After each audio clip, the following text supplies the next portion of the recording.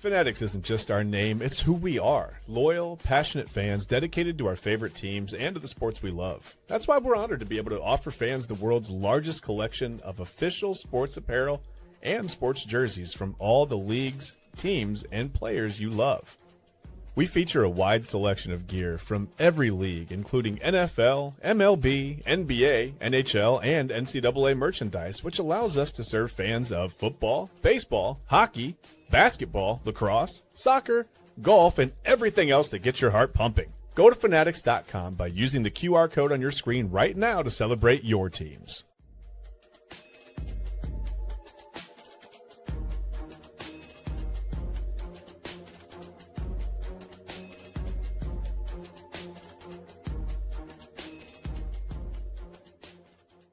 All right, and welcome on in to Inside Edge Primetime. It looks a little bit different tonight because my normal co-host, it's been like a revolving door of co-hosts lately. I was on vacation last week. Eli was pretty much flying solo, but tonight Eli is out. So I have Autumn Chisholm with me. Autumn! I almost said good morning, Autumn. I don't know what's wrong with me. It's not morning at all. This is primetime. How could it be morning? Anyway, good evening, I guess, to you, Autumn. Before we get started, I want to remind you guys, if I could find our stuff here, head on over to the website. It's InsideEdgeNetwork.com. You can read about all your favorite personalities like Autumn, like Eli, like Papa Moon, like Double A. Anybody you want to read about, you can. I mentioned on Illegal Formation the other day, if you're wondering if, what sign is TK? Does he like long walks on the beach? What does he, like those? That stuff's probably not going to be there. Okay. I don't know that it gets that in depth, but you can learn a little bit about your favorite personalities. So head over to the website. You can read about all of our partners, like Alley Rose Fragrances, right? W Energy, Fanatics, sportsmemorabilia.com. We've got Mosser Moments, and of course, Omega Video Marketing. Remember to like and subscribe at all of our socials. We are at Inside Edge Net. We're on YouTube, we're on X, we're on Facebook, we're on Instagram, we're on TikTok, we're even on Twitch. And don't forget, you can download the Inside Edge Network app on Roku. You can take us anywhere you go, anywhere you could conceivably think of to watch TV, whether it's on a TV, on a phone, on a tablet, a laptop, on a monitor from a fish finder. You could maybe try to work something out there. If you're tech savvy, you could do it there. You could do it on the boat. Anyway, just download the app and mess with us there. We're on Roku. That's pretty cool. Anyway, Autumn, good evening. How are you, Autumn? It's been a while, I feel like, since we've talked. I've been on vacation. What's been going on? There's been so much. Just know I'm exhausted. I've been the most exhausted I've ever been. We'll get to that on my show. Literally, I have a topic of why am I so tired. But I'm exhausted today because I got up early because there was a big event here in Cleveland today. Well, it must have been the party for LeBron's return. Wait, no, that's not a thing. That didn't happen. No, unfortunately not. No. It is the unveiling. Okay, so I went to the unveiling of the Cleveland WNBA team. So I've been hearing, so I had heard the rumors that the name was going to be the Sirens. Yeah. Like, I heard it over the last couple days, but I really thought that it probably was going to be the Sirens once I saw all the promo videos. And then once I saw that they went to the beach and they did hear the call, and I'm like, it can only be Sirens. So first of all, I got there. Downtown, always terrible traffic, no matter what. Downtown Cleveland, terrible, horrible traffic. And they have made it 20 times worse. So I got down there and I saw buses outside. I'm seeing people going to the arena. I'm like, I'm thinking it's gonna be small. Yeah. In the middle of where they usually do it, in the middle of the arena. Yeah. No. So I go to park. I had to park on the way on the top because that's how many people was there. I walk out and the line was from when you walked out of the parking garage wrapped around.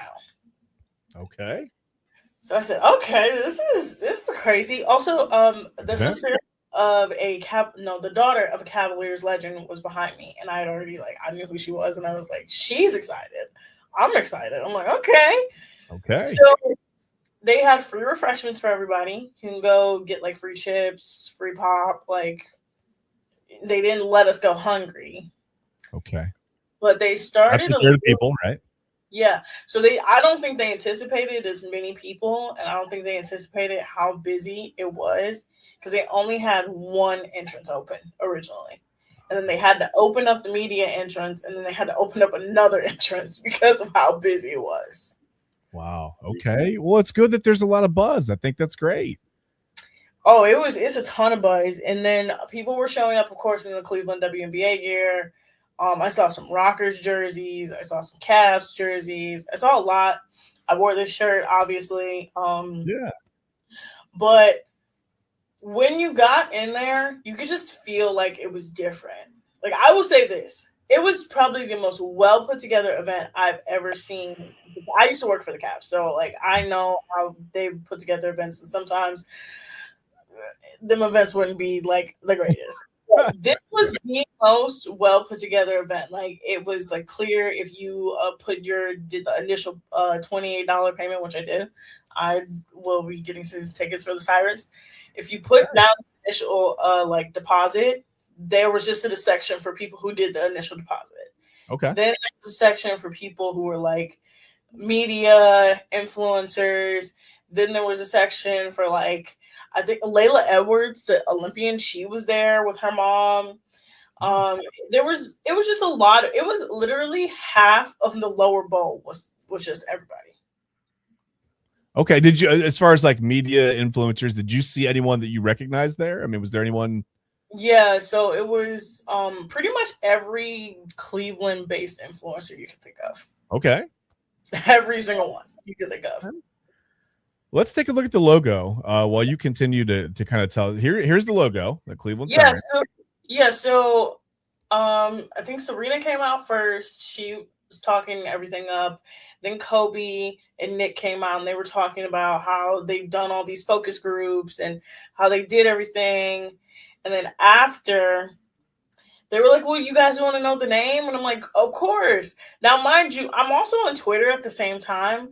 And I don't understand why Cleveland.com did this. Cleveland.com fully spoiled everything before they could even make the announcement. Yeah.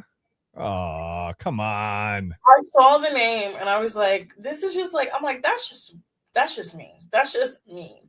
So they did the whole intro video. Also, the coolest thing, they had bubbles the entire time.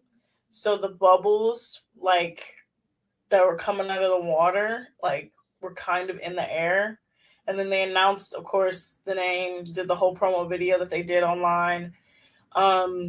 And then they had the president of the Sirens come out. They had a former Rockers player and then 2 brand ambassadors on stage showing off the merch.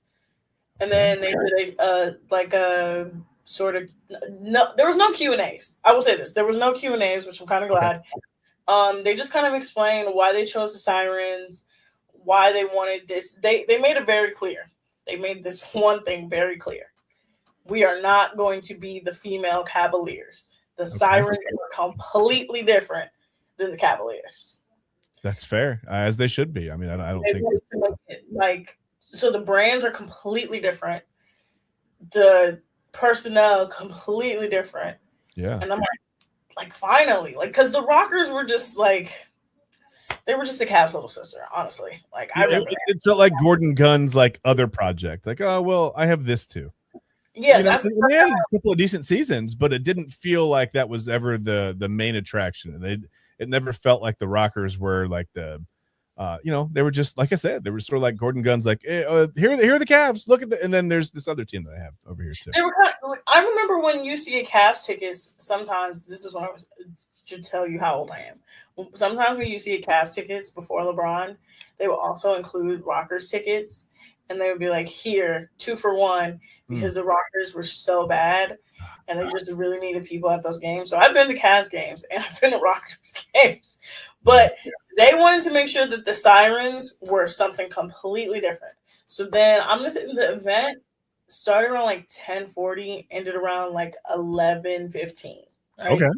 Very quick. Okay. Everybody rushes over to the team shop. when I say it was pandemonium, it was pandemonium. Like, people were dropping hundreds of dollars. Now, I dropped $36. I got a hat. Okay. But hundreds of dollars. And you would have acted like this merch is never going to be on, like, you would have acted like this is not going to be merch that's not going to be available. You guys, I'm gonna take you behind the scenes. All right. Not only will it be available, they will readily stock it every single time it goes down. They've got trucks en route to Cleveland as we speak. They're just bringing more merchandise in as they sell. Literally, they bring. Okay, I'm gonna give you the behind the scenes, because again, I worked in the team shop, so I know. Before, like during the presentation, they were putting stuff out, right? Okay. They were making sure everything was prepared. They knew everybody was gonna bum rush in, and they have backups. So for all those people who are like buying $80 to $100 worth of stuff, y'all could wait. Y'all could have waited. You really could have. But it's that thrill of saying, "Hey, look at this hoodie I got on day one." Right? This is I bought this hoodie basically before almost anybody knew that they were going to be the Sirens, even though everyone says they knew they were going to be the Sirens. Yeah, I'm looking at the website, and it's really cool. The intro video was cool. I thought that was cool. I saw that on X today. Just some of the stuff. If you go to the website, it's WNBAcleveland.com, and you can look at the. I mean, it's really cool. They have like an interactive part of the logo. You can click on so many points of the logo, and they kind of tell you like what design elements went into certain parts of the logo. There's things hidden in there that maybe you wouldn't even see until you read the description. It's really pretty cool. It's really well thought out. I mean, I'm not surprised that it was a good event, because the whole rollout, honestly, Autumn, is pretty impressive to me. Honestly, I think they did a fantastic job. I think anyone who ever wants to do a team rollout, whether it be name, like brand, anything, should look at this and say, this is what you need to follow. They had the female face of the team's media as the person presenting. They had the basketball ops presenting, and then the rest of the conversation was controlled by the president of basketball operations. And they included the community, and they included former Rockers players, because I think there was at least like 4 or 5 of them there as well. Okay. So it wasn't like this is like a whole separate entity. We're going to forget the Rockers. No, the Rockers are completely ingrained in it. They're in the promo video. They were there at the event. Like, they're not forgetting that this team existed. They're just like saying, hey, we're trying to build a new legacy. Yeah. Well, I'm glad they're not going to become a side note, right? Like, that would be really sad. I mean, they were around 6 or 7, I think 7 seasons, the Rockers were. Mm-hmm. And like I said, they had a couple of pretty good years. I mean, they early on, it was just the WNBA semifinals. They lost to Phoenix, I think, in 1998, the semifinals. I'm looking at the list now, actually. And then they lost in the conference semifinals a couple of times. Lost in the conference finals to New York in 2000. So, I mean, they had a couple of pretty good teams. They had nice little, deep playoff runs. And then, I don't know, I'm sure it was a financial issue. I'm not sure exactly what happened or why Gordon Gunn stopped, operating the team. But they suddenly folded in 2003. And I think they announced it in October. That that's it. No more Rockers. That's we're all done now. Yes, it was because he sold the Cavs. Once he sold the Cavs, I don't think Dan Gilbert was like planning to bring them back. Yeah, because at that point, were they profitable? Probably not. Yeah. Well, 23 years later, here we are. Cleveland has a WNBA franchise again. They won't start play until 2028, right, Autumn? Yeah. So it won't be So again, it'll be literally 25 years later after the folding of the team in 2028. Technically, after the 31st anniversary of Cleveland in having a basketball team, which is crazy. Wow. But honestly, I'm glad it's not next year, because to me, it would have felt rushed. Everything would have felt rushed. Everything would have felt Yeah, I think you got to give it some time. Did they? I know that they have a lot of people in place. They have a president of basketball operations. They have those positions in place. Do we have any idea who the head coach is going to be? I mean, is that even like when did they start thinking about that? Really? I think they're probably going to start thinking about that after next season, because I think Portland Fire and the Toronto Tempo this year didn't hire their coaches until after last season. And like it was a typical like see who gets fired, and whoever gets fired, then you'll get hired. I honestly would love them to go after like a Teresa Weatherspoon. She was the coach of the Sky. She did really, really well. Or just like any female coach, because male coaches in the WNBA suck. I'm sorry, guys, they do. They suck so bad. The women, great. Okay. I don't know.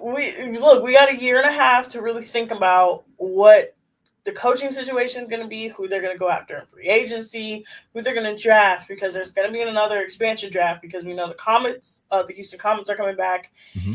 So we're going to have multiple expansion drafts, and the Cavs are not even like the tip of not the Cavs. The Sirens are not even the tip of the iceberg. So you got Detroit coming back. Yeah. You got Philly coming back. The Connecticut Sun are turning into the Houston Comets. There may be a Miami team coming back. Like, there's so much happening over the next couple of years for the WNBA. So how many teams does this give the W? It's going to be 16 when they start playing in 2028, right? They'll have 16 teams. Is that where I'm at, or am I wrong on that? I think 18, so. 18 teams, I think.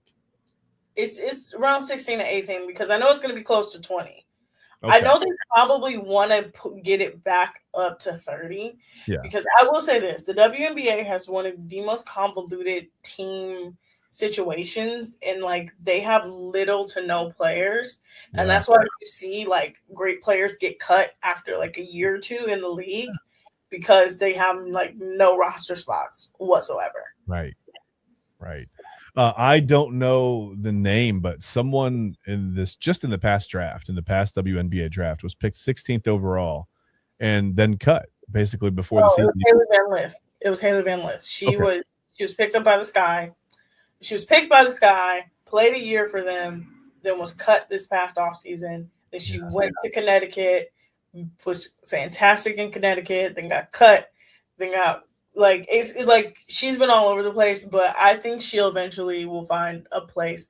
But that's how the WNBA goes. Yeah. They have so little roster spots that like people get cut all the time. And I guess in that way it kind of sort of mirrors the NBA, because I've talked about it before, and I think I've talked about it with you on shows with you. In the NBA, it's wild. You can have like the 5th overall pick will just stay overseas and not report and not sign and never. It's almost like, well, we knew that was going to happen. That's why we picked him. And I'm like, wait, you're okay. So you couldn't have found a player to put on the floor, and it's weird, right? Like you'll see that happen all the time. So when I read that, I was shocked, and I was like, I don't know why I'm shocked. I mean, the 12th overall pick in the NBA, it wouldn't surprise me if they were cut within a year or two, really. Because if you don't find that talent within the top 5 to 7 picks, I don't know. It's kind of a crapshoot in the NBA sometimes. So I think that kind of mirrors the NBA a little bit. Go ahead. Sorry. No, it's way stupider though, because at least the NBA, you have like a bench, right? You have like a deep bench, right? Yeah. And then you'll have like on the bench, you'll have like a couple guys who are like two ways.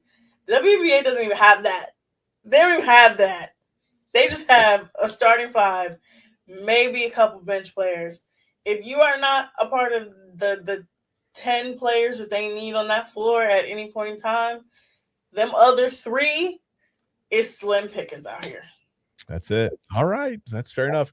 Let's bring the logo up one more time before we go to break. We are going to take a break. Oh, yes. I want to tell you. Okay. So you see the tail? Yes. So that's the C. Okay. Yes. And then leading up to the L is right next to it. And then the S is the curve at the top. Yeah. I thought that was so cool. And they hid CLE in there. Again, you can go to WNBAcleveland.com and you can read about all this stuff. They have all these, you can scroll down to the bottom of the page and they have little points on the logos that you can click on, and it gives you a description. And it was really cool. I didn't even notice the CLE today. I was looking at I'm like, wait a minute, that does say CLE. I thought it was really cool. Again, a great product rollout, to be honest with you. If this is, listen, if you're going to do it, this is the way to do it. Like you said, right? Yeah. I'm proud of Cleveland. I think they pulled this off. This is great. Yeah, no, for real. Every team should look at what not the Cavs. Well, technically the Cavs. It's technically Rocket Group / the Cavs. They should look at what they did for this rollout and how like they built it up, the anticipation, and like just went out to the community. Also, they gave like a generous donation to like a public school as well. So they made sure that everyone was included. Right. Even got some, we've got approval from the comments. Little Tiny Poodle says, whoa, that's actually pretty cool. It is pretty cool. I mean, it's cool. I thought the whole video and just the feel of it, everything was pretty cool. But you know what? I'm going to leave this up. We're going to go to break. Well, I won't leave it up through the break, but you know what? I'm going to leave it on. We'll show it again later. We'll show it throughout the show at random times. And when you see the Sirens logo, if you comment, you can win a digital high five. I'll just give you a high five over the camera. Whatever. We don't have prizes. It's fine, but that's all right. Let's go to break. Like I said, we'll be back in about 3.5 minutes. When we come back, Eli and I sat down with WKYC meteorologist Matt Wentz today, and we kind of reflected on what was a wild July weather-wise and just atmospheric conditions. The air quality index, all that stuff was crazy. So we talked with him about that a little bit. Looked forward to August, and we may have even talked some sports with Matt. So when we come back, we'll have that interview for you, and then after that, we'll of course go to break, and we'll be back to wind up this episode of Primetime with another edition of Tuesday Top 5. I'm excited. I can't wait to tell you guys what the topic is. I can't wait to maybe get yelled at by Autumn. You never know. She might agree with me. She might not. You never know. You never know what's going to go on. I will not yell at you. Your chicken list is still egregious, but I will not yell at you. Well, at least you can be honest with me, though. I feel like we're in a place where you can be honest, and that's okay. Constructive criticism. We'll call it constructive criticism. Anyway, give us 3 minutes on the Inside Edge. Maybe about 3.5 minutes on the Inside Edge Network, and we will be right back. Key On Sports is the leader in Ohio high school athletic coverage in written, print, and video streaming. From the latest news and results and written content to the high school football game of the week every Friday, Key On Sports has you covered. The vision of 15-time published author Vince McKee has become the most trusted site in Ohio high school athletic news. From podcasts to player profiles, Key On Sports is your one-stop for all of it. Visit them today at keyonsports.com or on YouTube at Key On Sports. Check out their socials on Twitter and Facebook as well. Clean energy, bold flavors, and no jitters. See why people won't shut up about Dubby. Clean energy, no jitters or crash. Whether you're starting your workday or getting ready to exercise, Dubby Energy helps you lock in and focus. With over 15 flavors to choose from, you can't miss. Order Dubby Energy right now by using the QR code on your screen and use the promo code InsideEdge10 to receive 10% off your order. Dubby Energy, your energy-focused sponsor of the Inside Edge Network, Cleveland's digital leader. Discover our collection of body mists made with clean, minimal ingredients. Handcrafted with natural essential oils and clean ingredients, they offer a natural alternative to synthetic fragrances.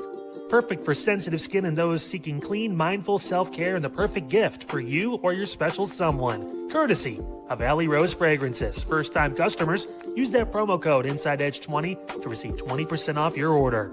AlleyRoseFragrances.com, a proud sponsor of the Inside Edge Network, Cleveland's digital leader.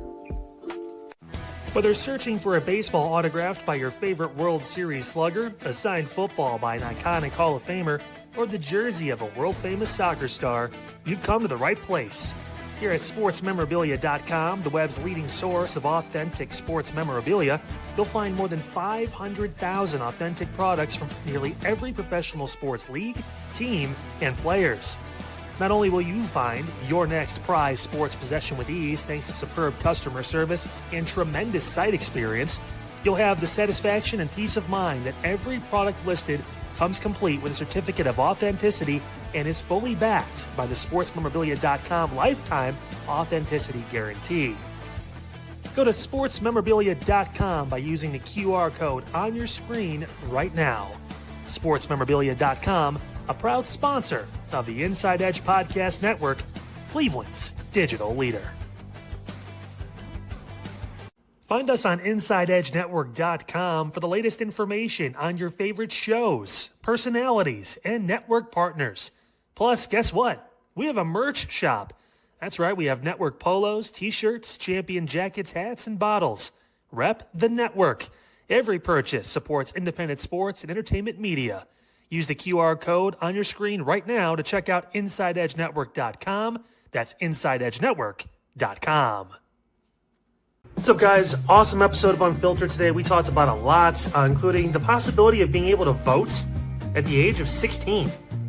Wow, never thought I'd see that coming. Also, we talked about Max Miller, that whole controversy. We talked about a bunch of different things involving the MLB trade deadline. Tomorrow, big news in the sports world for Cleveland involving the WNBA franchise. We'll talk about their name and what they look like, and so much more when it comes to local news, everything happening here in Northeast Ohio, right here at your fingertips, Unfiltered, with Kyle Cornell, 5 p.m. tomorrow, right here on the Inside Edge Network.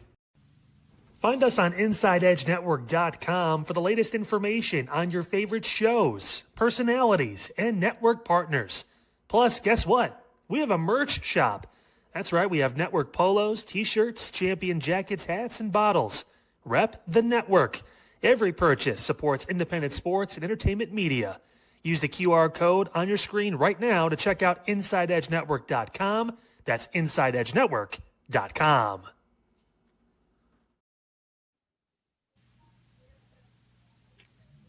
And welcome in, everybody, to another edition of Inside Edge Primetime.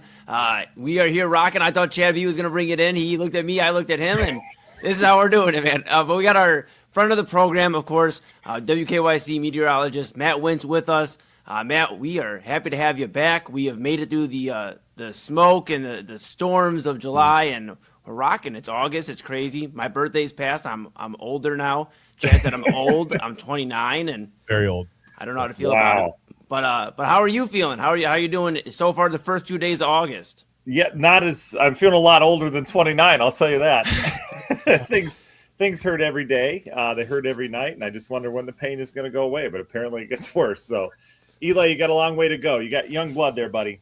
I appreciate it. We've talked about it, Chad and I, just July. Like, let's reflect back on July just for a moment. Yeah. Smoke, storms, just a whole lot. Kind of walk us through what happened in July, because we talked to you at the beginning of the month, and then what we can kind of look forward to in August. Obviously, we're in the first few days, but what we can see here in the month. Yeah, so July was another crazy month. I feel like we came off kind of a weird spring around here, and then summer jumped in, and June was pretty normal for the first half. We had some heat, though, in June, and then July hit, and all of a sudden we can't breathe outside. It got really bad. That was the worst air quality we've ever had in the greater Cleveland area, all of northern Ohio, and it was due to those wildfires caused by lightning up in southern Ontario. The two things with that, because right now there are wildfires burning out west. You probably hear about national news, Washington, Oregon, Idaho. There are a lot of awful fires out there, especially by Spokane, Washington.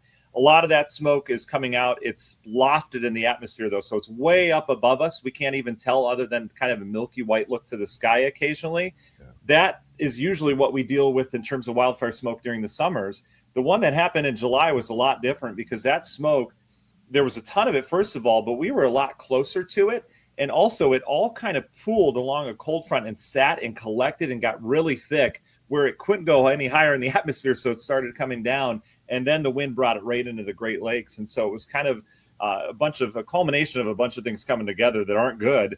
And it brought it in here. We had stagnant air for a couple days and just awful. You just couldn't get away from it. But thankfully, those wildfires have been put out. Things are fine now, and we're back to breathing our air again. But it was really, really awkward, was it not? Yeah, it was bad. And you had to remember that as hard as it was to breathe and as bad as it smelled outside, I always kept thinking of the fact that somewhere someone had it much, much worse, right? Right. So we had the effects of it, but they were literally feeling the fires and right in the path of that. So I was trying to think of that, but yeah, it was pretty bad. I mean, I've never seen it that smoky. Chad, that's great that you were thinking that way. We should think that way with a lot of things, but actually we had it worse. Oh. We had the worst air quality in the entire country for that one day where you couldn't see outside. It was worse than right next to the fires. Just insane, but you're right. I saw that post of yours, and that blew my mind. That's insane, actually. Worse than the world at one point. So, yeah, we're through that, thank goodness. As we look forward to August, temperature-wise, I don't see any huge heat waves coming our way. I do see some heat once we get towards August 9th, 10th, 11th, 12th, somewhere in there, which would put it at next week.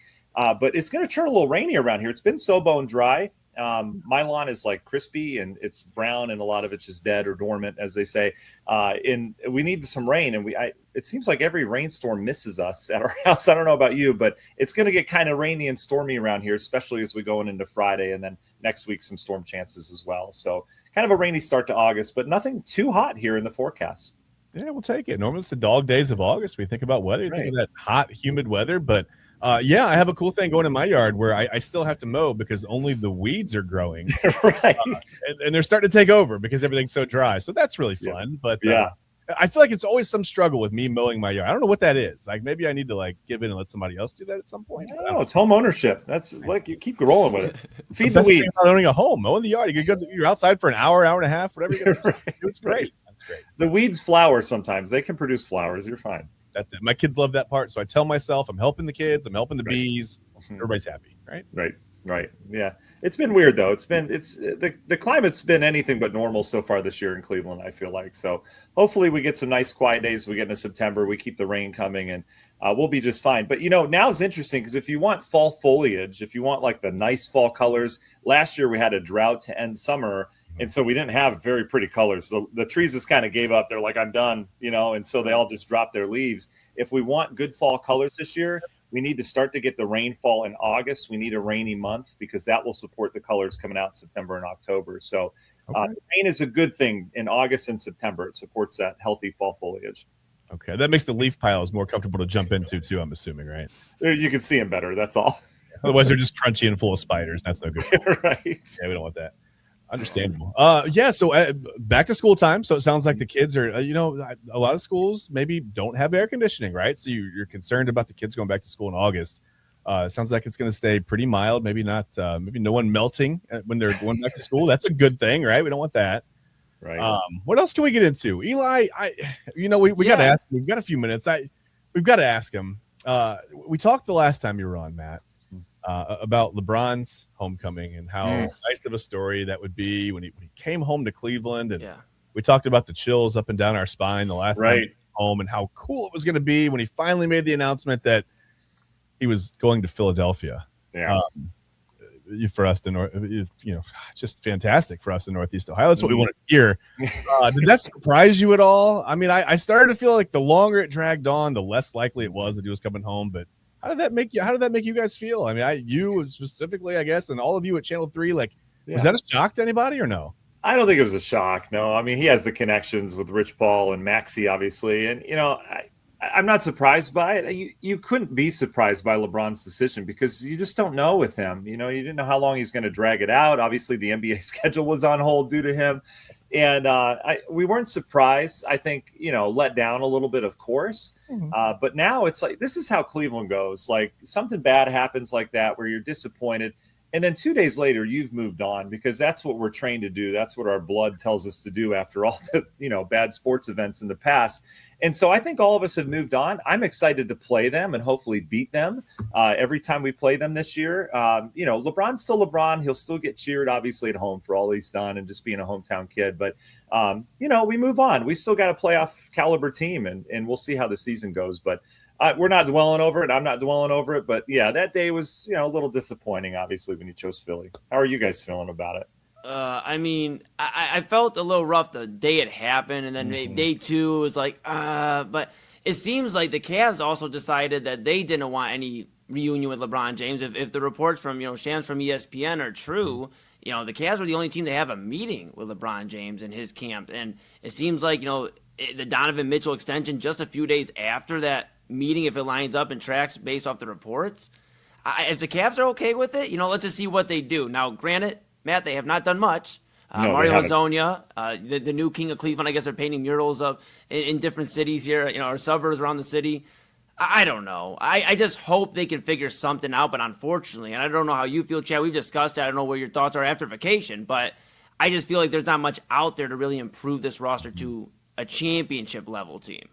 Yeah, I mean, I guess, I don't know. I'm a little more relaxed about it because I was just on vacation. But yeah, it didn't really affect me. I mean, like Matt said, it's like, okay, well, that was a thing, and then you move on. I honestly started to think that, and I think I even said it on the show with you, Eli, I started to think that it was going to be Miami toward the end of it. As it took longer, it just felt like, we talked about Miami not having a whole ton of resources, maybe not a lot of money or whatever. And then, every day it was like, well, this isn't about the money. This is about happiness. And this is, okay, now it's going to be a veteran minimum. And it started to feel like a reunion with the Heat was going to happen. I didn't expect it to be a new team. I think that part of it maybe surprised me a little bit. But I think, like you said, Matt, you can't really ever be surprised when it comes to LeBron James. He's always kind of done his own thing, and I have no problem with that. Listen, this is why it's called free agency, right? You are literally free to do whatever you want. You don't have to, meet anyone's expectations or you don't owe anyone anything, right? You just you're in control of your own destiny. If you want to go play in Philadelphia, play in Philadelphia. I think the talk about hurting his legacy is, I don't know. I guess it depends on how you look at it. If he can bring the 76ers their first championship in however many years, then does that help his legacy? Is it ring chasing because he joined a good roster? I mean, you can kind of toe the line and make that work either way for your argument. I think it's all based on opinion, really, at that point. But yeah, bottom line is he did not come back here. The homecoming did not happen. No chills up and down our spine. Maybe Kevin Hart was really happy. I don't know. I have no idea. But yeah, in Philadelphia, people were super happy about it. But I think I'm okay. Like I said, I'm just sort of like, oh, whatever. It's his decision. He can do whatever he wants. It's okay. I think in terms of legacy, I think the only decision he could have made that I don't want to say ruined it, but would have gone against it was if he would have picked Golden State, you know, after all those big games in the finals, with the Cavs. I think they kind of became a rival over the years for better sake, just in terms of like good playoff potential and like heartbreaking games.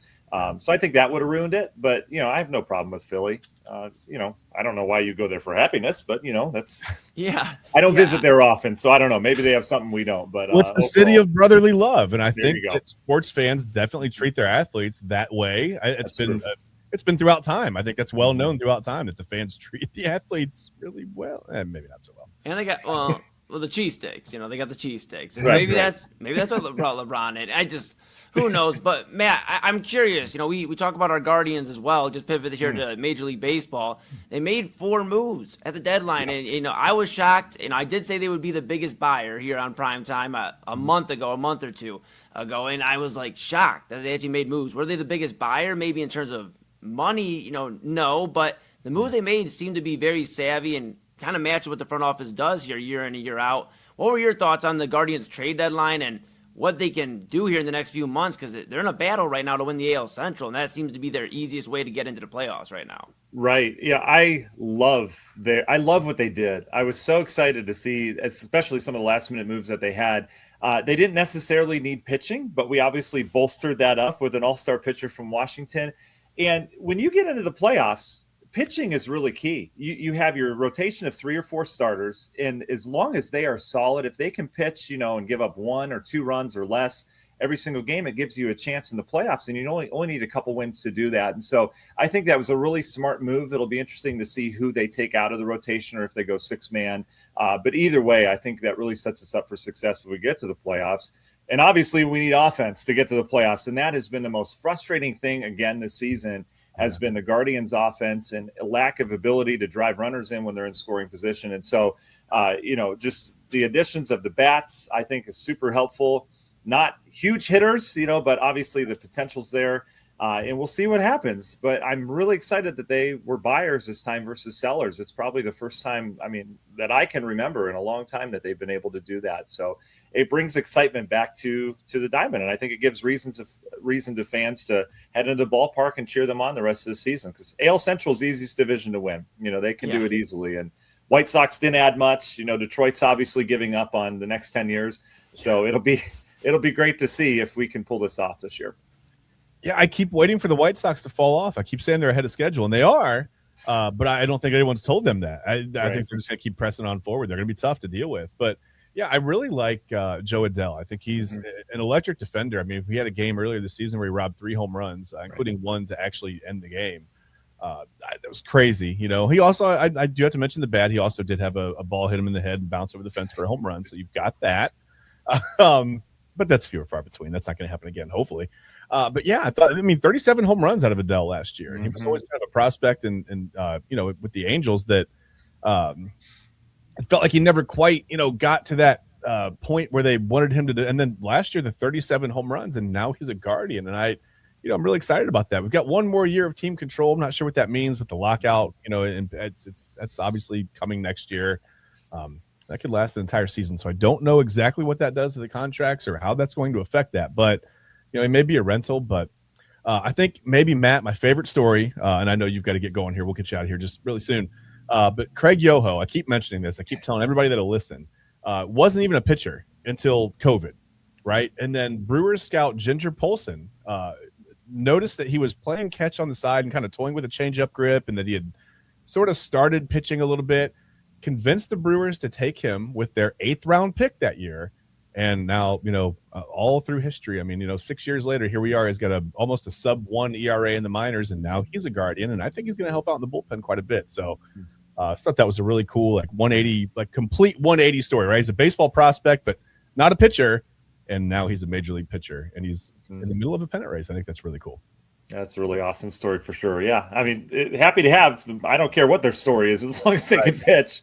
Yeah. And as long as we get to playoffs, if we can just get into the playoffs, that's the goal in baseball. You just ride the hot bats, you ride the hot pitching. Whoever's hottest team going into the playoffs has the best chance. And that's hopefully we can find our edge as we get in there. But we have a nice starting lineup, maybe the best in the majors. It's really good. It's really good. What do you do, just really quickly before we go, what do we do about the Dodgers problem? It's not the Dodgers' fault, right. But it's a Major League Baseball. I shouldn't say a Dodgers problem. It's a Major League Baseball problem.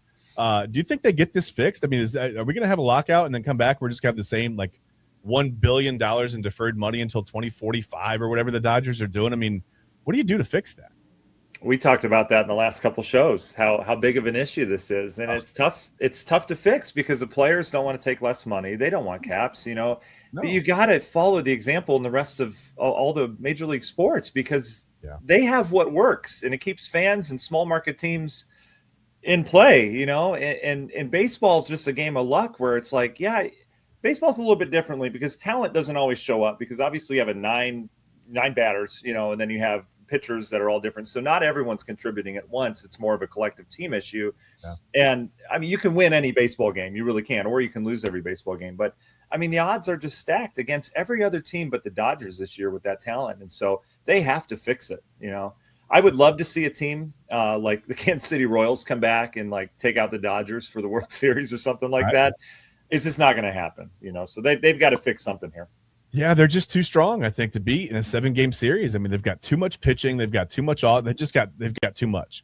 Right. And you don't blame them for it. It's a Major League Baseball problem. But yeah, we're going to see some. I hope we see baseball at all next year. But I'm nervous about it, Matt. I really am.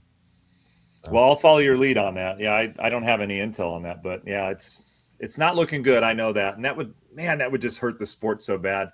And they've been hurt so many times in history where it's they finally get the fans back and then they let us down with some kind of lockout or strike. And so I'm hoping against that. But yeah, I'm not sure they have the star power to come back from this one either. It's going to be a really tough go. They're already, the ratings are already dwindling. It's already really hard to consume the product with all the streaming services. It's really, really tough. So we'll see what happens. But I'm watching my Guardians. I'll tell you that. There you go. That's all we can do. We can just do our part. Watch local. Yeah. Leave me alone. I'm watching the Guards. All right. That's it. The mom and pop shops, right? The small businesses, local stuff. Right. Love it. Well, hey, Matt, we appreciate you as always. For carving out some time in your schedule for us, and we can't wait to talk to you next month. I'll tell you this. I'll leave you with this. Papa Moon, he is not a meteorologist. He's just my amazing dad and Inside Edge Network talent. He looked up in the sky the other day and he goes, "There's a funnel in the sky." Ask Matt next time you're on air with him. Is there going to be a tornado? We don't have enough time. This time right now, but if we see some tornadoes, I just want you to know Papa Moon was on the lookout. He had the scoop. I will. I appreciate that. I need him to be on the lookout. We need storm spotters. So yes, my goodness. Yes. I hope it's better to be a weather spotter or a storm spotter than a guy with the name of Moon. It's right there. Right. It all works together. Right. He's everybody's favorite moon, With that being said, Matt Wentz, of course, WKYC Channel 3 meteorologist, friend of the program. We'll have him back next month, but we appreciate you as always. You guys too. Thanks for having me. Always a pleasure. Highlight of my day for sure. Fanatics isn't just our name, it's who we are. Loyal, passionate fans dedicated to our favorite teams and to the sports we love. That's why we're honored to be able to offer fans the world's largest collection of official sports apparel and sports jerseys from all leagues, teams, and players you love. We feature a wide selection of gear from every league, including the NFL, MLB, NBA, NHL, and NCAA merchandise, which allows us to serve fans of football, baseball, hockey, basketball, lacrosse, soccer, golf, and, everything else that gets your heart pumping. Go to fanatics.com by using the QR code on your screen right now to celebrate your teams. That's fanatics.com, a proud sponsor of the Inside Edge Network, Cleveland's digital leader.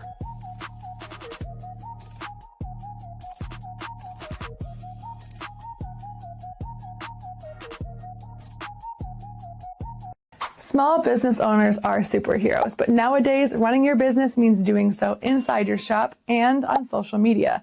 That's why you should make Omega Video Marketing your sidekick. With a decade of content creation experience, I create dynamic, informative, and fun videos for your specific social needs that will increase brand awareness, get you more followers, and keep your social pages and websites current and fresh. I offer flexible pricing and turn times and will work with you to understand your brand and your story. All of that comes from the heart. My award-winning expertise is just the cherry on top. So let's get connected. After all, your brand is the alpha and my expertise is the omega. Discover our collection of handcrafted candles. That's right, every product is thoughtfully created in small batches free from harmful toxins for mindful everyday indulgence. Our candles are hand-poured in coconut soy wax with natural wood wicks, offering a long-lasting burn and rich fragrances. Create a cozy, safe ambiance for your home with candles from Alley Rose Fragrances. First-time customers use the promo code InsideEdge20 to receive 20% off your order. AlleyRoseFragrances.com, proud sponsor of the Inside Edge Podcast Network. Mosser Moments Photography is a husband and wife wedding photography team based in Cleveland, owned and operated by Inside Edge Network's very own Ryan Mosser and his wife Hallie.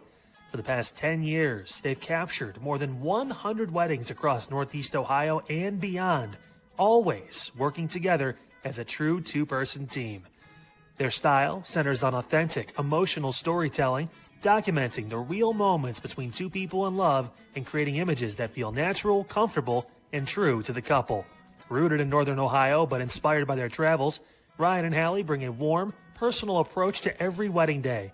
Their work blends experience, consistency, and a genuine passion for helping couples relive their best day through timeless photography. Learn more at MosserMomentsPhotography.com by using the QR code on your screen right now. MosserMomentsPhotography.com, a proud sponsor of the Inside Edge Network, Cleveland's digital leader.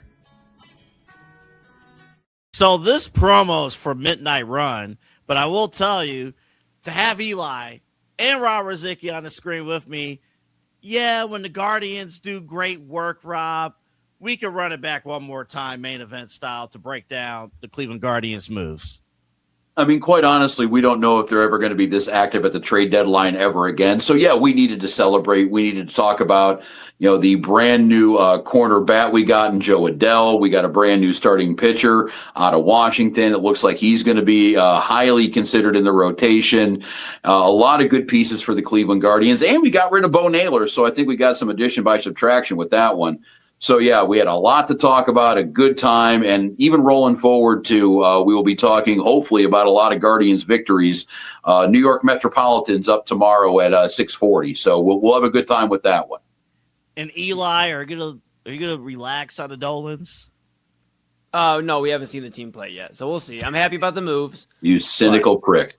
Hey, you know what? I was cynical last year, and we saw what it got us, a wild card loss. So we'll see what happens. I'm excited, but also skeptical. But we'll see. We'll see. Hey, well, the funny thing about being cynical with Cleveland sports, that normally makes you right most of the time. So, yeah, I'll give it to you on that. Exactly. But I feel better, Double A. I feel better, guys, about, than I was 24 hours ago.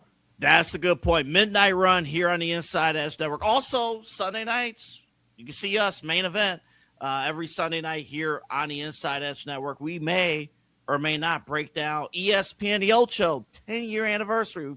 Last night, we broke down the Microsoft Excel World Championships. We'll see you on the Inside Edge Network.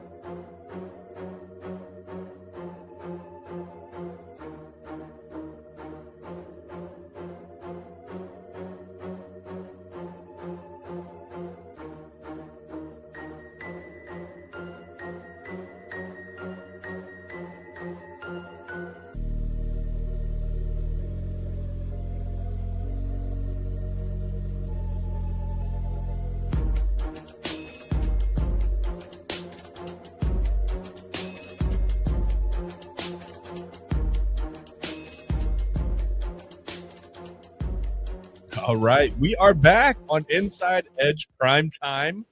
Sorry, Autumn, I can't change the videos, but there you are. There's the title screen. You know what? While we're at it, one more time, I said we'd do it. Let's look at the Sirens logo. Look at that, the Cleveland Sirens. There it is. Here's the Cleveland Sirens logo. All right, we're gonna bring us back. Sorry about that. We are back on Inside Edge Prime Time. Just really, man, we're up against it here. Last 8 or 9 minutes of the show or so. But it's okay because Autumn and I are on together again from 11 to 12. So if we go over a few minutes, that's okay because it's Tuesday. And you know what that means. No more chicken sandwiches. I'm not going to try it. I'm not going to do it. Please don't. Yeah, I'll have to. Maybe the next time I do food, I'll have to check with everybody around the network. We'll get like a consensus. And then I'll just go against that anyway. I texted Eli today about I was working on the top 5 list earlier, and I said, "Hey, what do you think about this?" And he goes, "Well, I think this and that should be." And I said, "All right, man, thanks, but no, I'm going to keep my list the same. Thanks." And I was like, "I don't even know really." And he kind of made fun of me. I'm like, "I don't even know really why I texted to ask." Like, I was comfortable with the list. I just wanted to hear him say yes, I guess. And then when he said no, I was like, "Yeah, I didn't need that. Thanks. I don't need that kind of negativity in my life. See you later." So it's whatever. But like I said, it's Tuesday. Autumn. That means it's time for the Tuesday top 5. Let's bring it up. Okay, it's blank. We don't know what it's going to be. Well, I know what it's going to be, but you don't know what it's going to be, and our viewers don't know what it's going to be. So I'm just going to tell you. This weekend, while I was still on the last, I don't know, maybe 24, 48 hours or so of my vacation, we decided, hey, we should start this maybe a tradition. I don't know. Sometimes we don't really stick to routines or whatever around here. We should do a family game night. So I can't stand how I don't know why it does that. I just want it to go seamlessly from one to the other, but tonight's Tuesday top 5 is classic family board games. Okay. There's already some tension in my house on this one. Autumn, my daughter, walked in earlier and she goes, "Yeah, I wouldn't have that at number 1." And I was like, "Well, that's okay. When you start doing the Tuesday top 5, you can put your number 1 up there and we'll be fine." So I'm going to tell you like this. Some board games, and this is very strict, by the way, Autumn. This had to be there had to be a board with squares where you either, rolled a die, did something so that you could figure out a number of spaces to advance, right? It couldn't be Twister. No Uno. No Uno. Uno's a great game. We can do card games another time. I'm down with that. I love Uno. But it wouldn't have made the cut for this one because of the rules. The rules are so strict. This is like the top 5 Olympics. You have to meet very stringent, rules to get into this. So, unfortunately, no Battleship. Mm-hmm. Battleship's a great game, but it's not a board game, really. I mean, it is, but it's not in the sense of what I went with tonight. So, let me just tell you, some board games, Autumn, they build friendships, right? Mm-hmm. Other board games end them before the pizza even arrives, right? Whether it's you could bankrupt your siblings, you could accuse grandma of murder. There's a game like that, or you could just realize that your entire life career path ended with 6 kids in a mountain of debt. Whatever. That sounds like real life. Board games have been quietly destroying family harmony for generations, Autumn. So these classics right here, the next 5 that we're going to talk about. And there are some honorable mentions, but so these I'll tell you what, these classics have survived decades because they're simple, Autumn. They're endlessly replayable, and they're just competitive enough to make everyone question who they're really related to. So listen, grab the snacks, the table only if it's absolutely necessary, and let's count down the top 5 board games of all time. First, I'm going to start with some honorable mentions. Okay, before we even get to number 5, we've got honorable mentions. The first one is Sorry. I don't know if you ever played Sorry. Wait. Sorry's not in the top 5? Sorry's not in the top 5. It didn't make it. Sorry. I'm sorry. It didn't make it. By the way, I know I look insane. I took my glasses off and I forgot to put them back on. So this is how I see. That's okay. I thought you were just trying to get a front row seat because the Tuesday top 5 is pretty exciting. No, I saw you down there and I thought, all right, well, she's, it's fine. But I can't see anything, so I have to lean in this far. Well, you can trust my descriptions. I will not lead you astray. Sorry is the nicest name ever given to one of the pettiest games in history. Nothing says I love you quite like sending your siblings piece all the way back to start while smiling and saying, sorry. Our next honorable mention is Trouble. Chad. Okay. Wait, do we have? We might have some tension. This might be the next hour. The next hour is us discussing these board games. All right, let's go. Okay, give me your top 5, because leaving Sorry and Trouble off of your top 5 is crazy. Oh, come on. Let's be honest. It's in the description. This game's only here because of the Pop-O-Matic bubble, Autumn. That little Pop-O-Matic bubble is the only thing that got it an honorable mention. That's the reason why Trouble is such a good, fun game. It's not just the bubble; it's the way that you put the pieces in. Oh. Okay, give me your top 5. The gameplay's fine. It's the bubble deserves the top billing. Wait, Chutes and Ladders is another honorable mention. This is my last one. Okay, that's Chutes fine. and Ladders. It's a game that perfectly prepares children for adulthood. You work hard, you climb all the way to the top, and then one bad roll or one bad decision, as we know a little bit about on this show, sends you right back to the bottom, rock bottom. Right? It's basically the stock market for kindergartners. But let's get into the top 5 since you're already upset with me. Wait, if you want the fictional Chutes and Ladders equivalent, it's a game called Eels and Escalators. Eels and Escalate. Okay, all right, okay. Only certain people who watch SpongeBob will get that reference. I want to play some Eels and Escalators. I'm for it. Okay, let me explain. Wait, I'm gonna explain. Head out right now. All right. Okay, so Eels and Escalators is Chutes and Ladders. They played it in SpongeBob, and it was an episode of SpongeBob where SpongeBob kept cussing. And during this same episode, okay, all right. So during the episode, they were playing the Chutes and Ladders equivalent, and he kept getting the eel. So the eel was the chute, right? And so he finally got to the point where he was about to get an escalator. He just lost his mind. So every time I hear the name Chutes and Ladders, I just think of Eels and Escalators. I like it better. Honestly, I'm for anything that happens in the SpongeBob world. Anything that goes down in Bikini Bottom, I'm for it. I mean, honestly, I'd rather do things the SpongeBob way than the real life way. Look it up. It is a hilarious episode. Okay, give me your top 5. Top 5. All right, number 5. Listen, it's Candyland. I don't like that switching out. Don't like that. You don't need to see me between these slides. I don't need to be seen. I'm trying to hide back here. Anyway, Candyland's the only game where strategy goes completely out the window. You don't make decisions. You just pray the cards don't send you back to the Peppermint Forest for the 14th time. It was basically every kid's introduction to the cruel reality that life is just unfair. Candyland is number 5. Okay, number 4. And by the way, everything is in Erie blue tonight for the who? The Sirens. The Cleveland Sirens. There's the logo. I told you we'd look at it periodically through the night.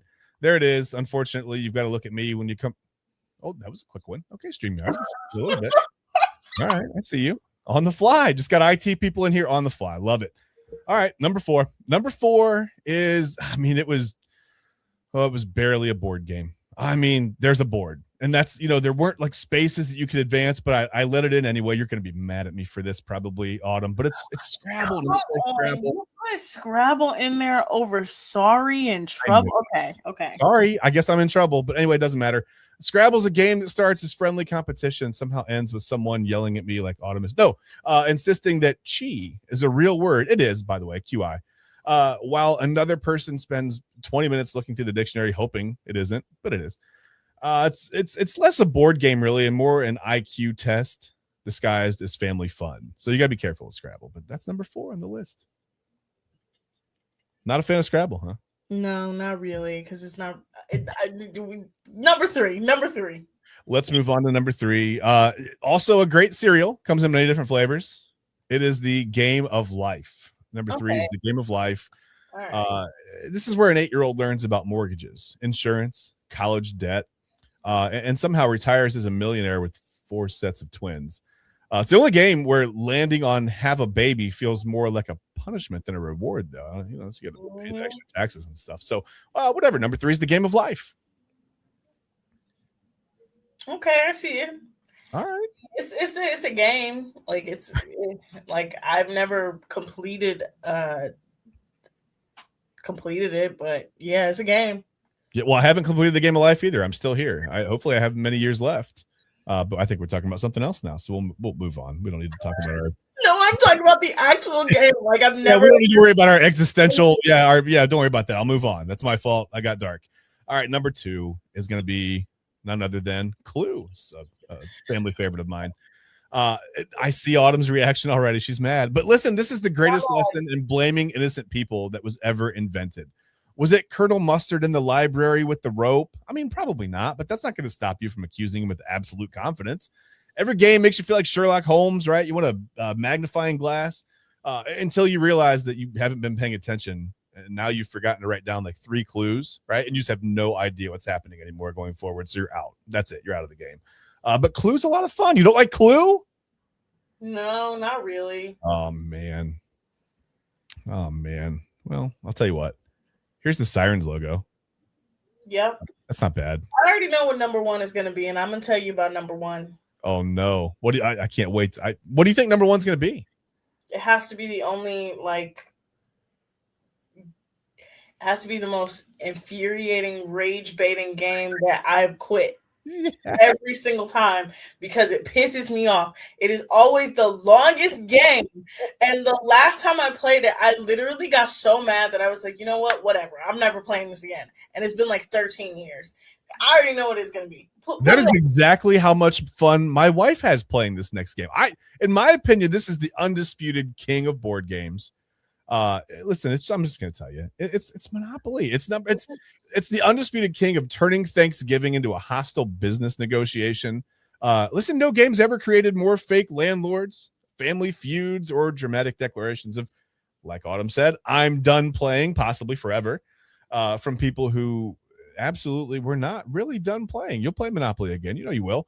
4 hours later, one person owns everything, right? Everyone else is bankrupt, and somehow the banker's under federal investigation, but the game still goes on. We don't know how. It goes on forever. But number 1 is Monopoly. Monopoly is so much fun to me. You're not a Monopoly fan.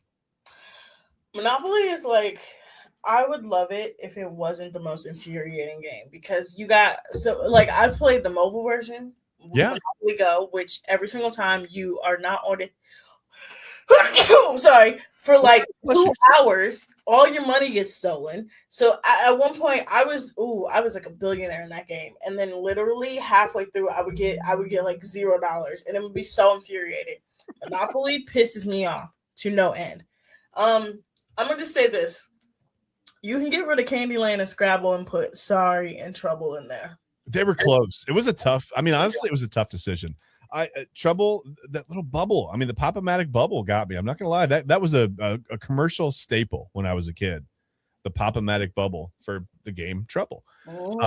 Played a lot of Sorry as a kid. I have a really specific memory of the shape of those pieces in my hand. We played a lot of Sorry, but I don't know. These are my 5 favorites. I kind of went with a little bit of the fan. And I'll be honest with you, I haven't played Scrabble in years. I mean, it's been a long, long time since I've played Scrabble. But I've always wanted the electronic battleship as well. That's not a board game, at least by the very strict, stringent rules and standards of this list. It's probably considered technically a board game, but I've always wanted the electronic battleship. I always thought that looked pretty cool. So that is tonight's Tuesday Top 5. I'm going to bring us back here. If you're ready, I'll just take that right off the screen. And this time we won't look crazy for a split second. We'll keep looking crazy for a continued amount of time because here we are. Mm-hmm. And I'll tell you what else we need to do. We've got to switch over studios, and we got to do the intro. We can't do this without doing the intro. So let's do this. We will. Is it going to work? Is the button even going to work? Is it going to pull it down? There we go. There we go. Nice and looking pretty good in red. I'm not going to lie. We look pretty good. We look all right. All right. Do you want to? This is your ship now. I'm just a passenger. I'm going to sit back and watch. You want to handle everything? You got the intro? You want to do? We don't need station ID, do we? You want to do station ID, or you want to not do that? It's up to you. Yeah, no, hit station ID in the intro, and then when we come back from station ID in the intro, I will introduce you to 3 topics for tonight. Chad, I'm going to have you choose which one of the 3 you want to start with, and we'll go from there. Okay, fair enough. I am locating your intro as we speak in here. It says I'm in a foreign land. It says yellow topography. Just. What's happening over here on the right side of StreamYard? No. I don't think it's here. Oh no, it's there. Yellow type. I forgot. You did that to me. I just didn't change the name. Yellow typography. What's going on here?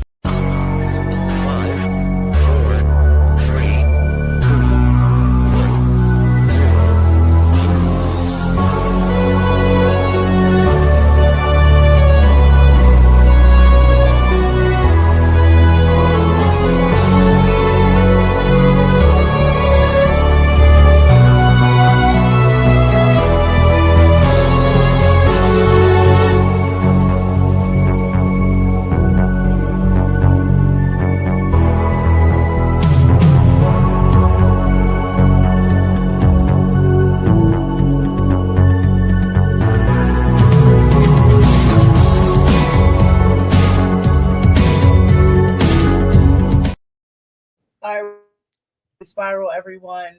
You You just seen my face on screen for the last almost an hour. We had a little bit of a break there. Oh my God, what's going on?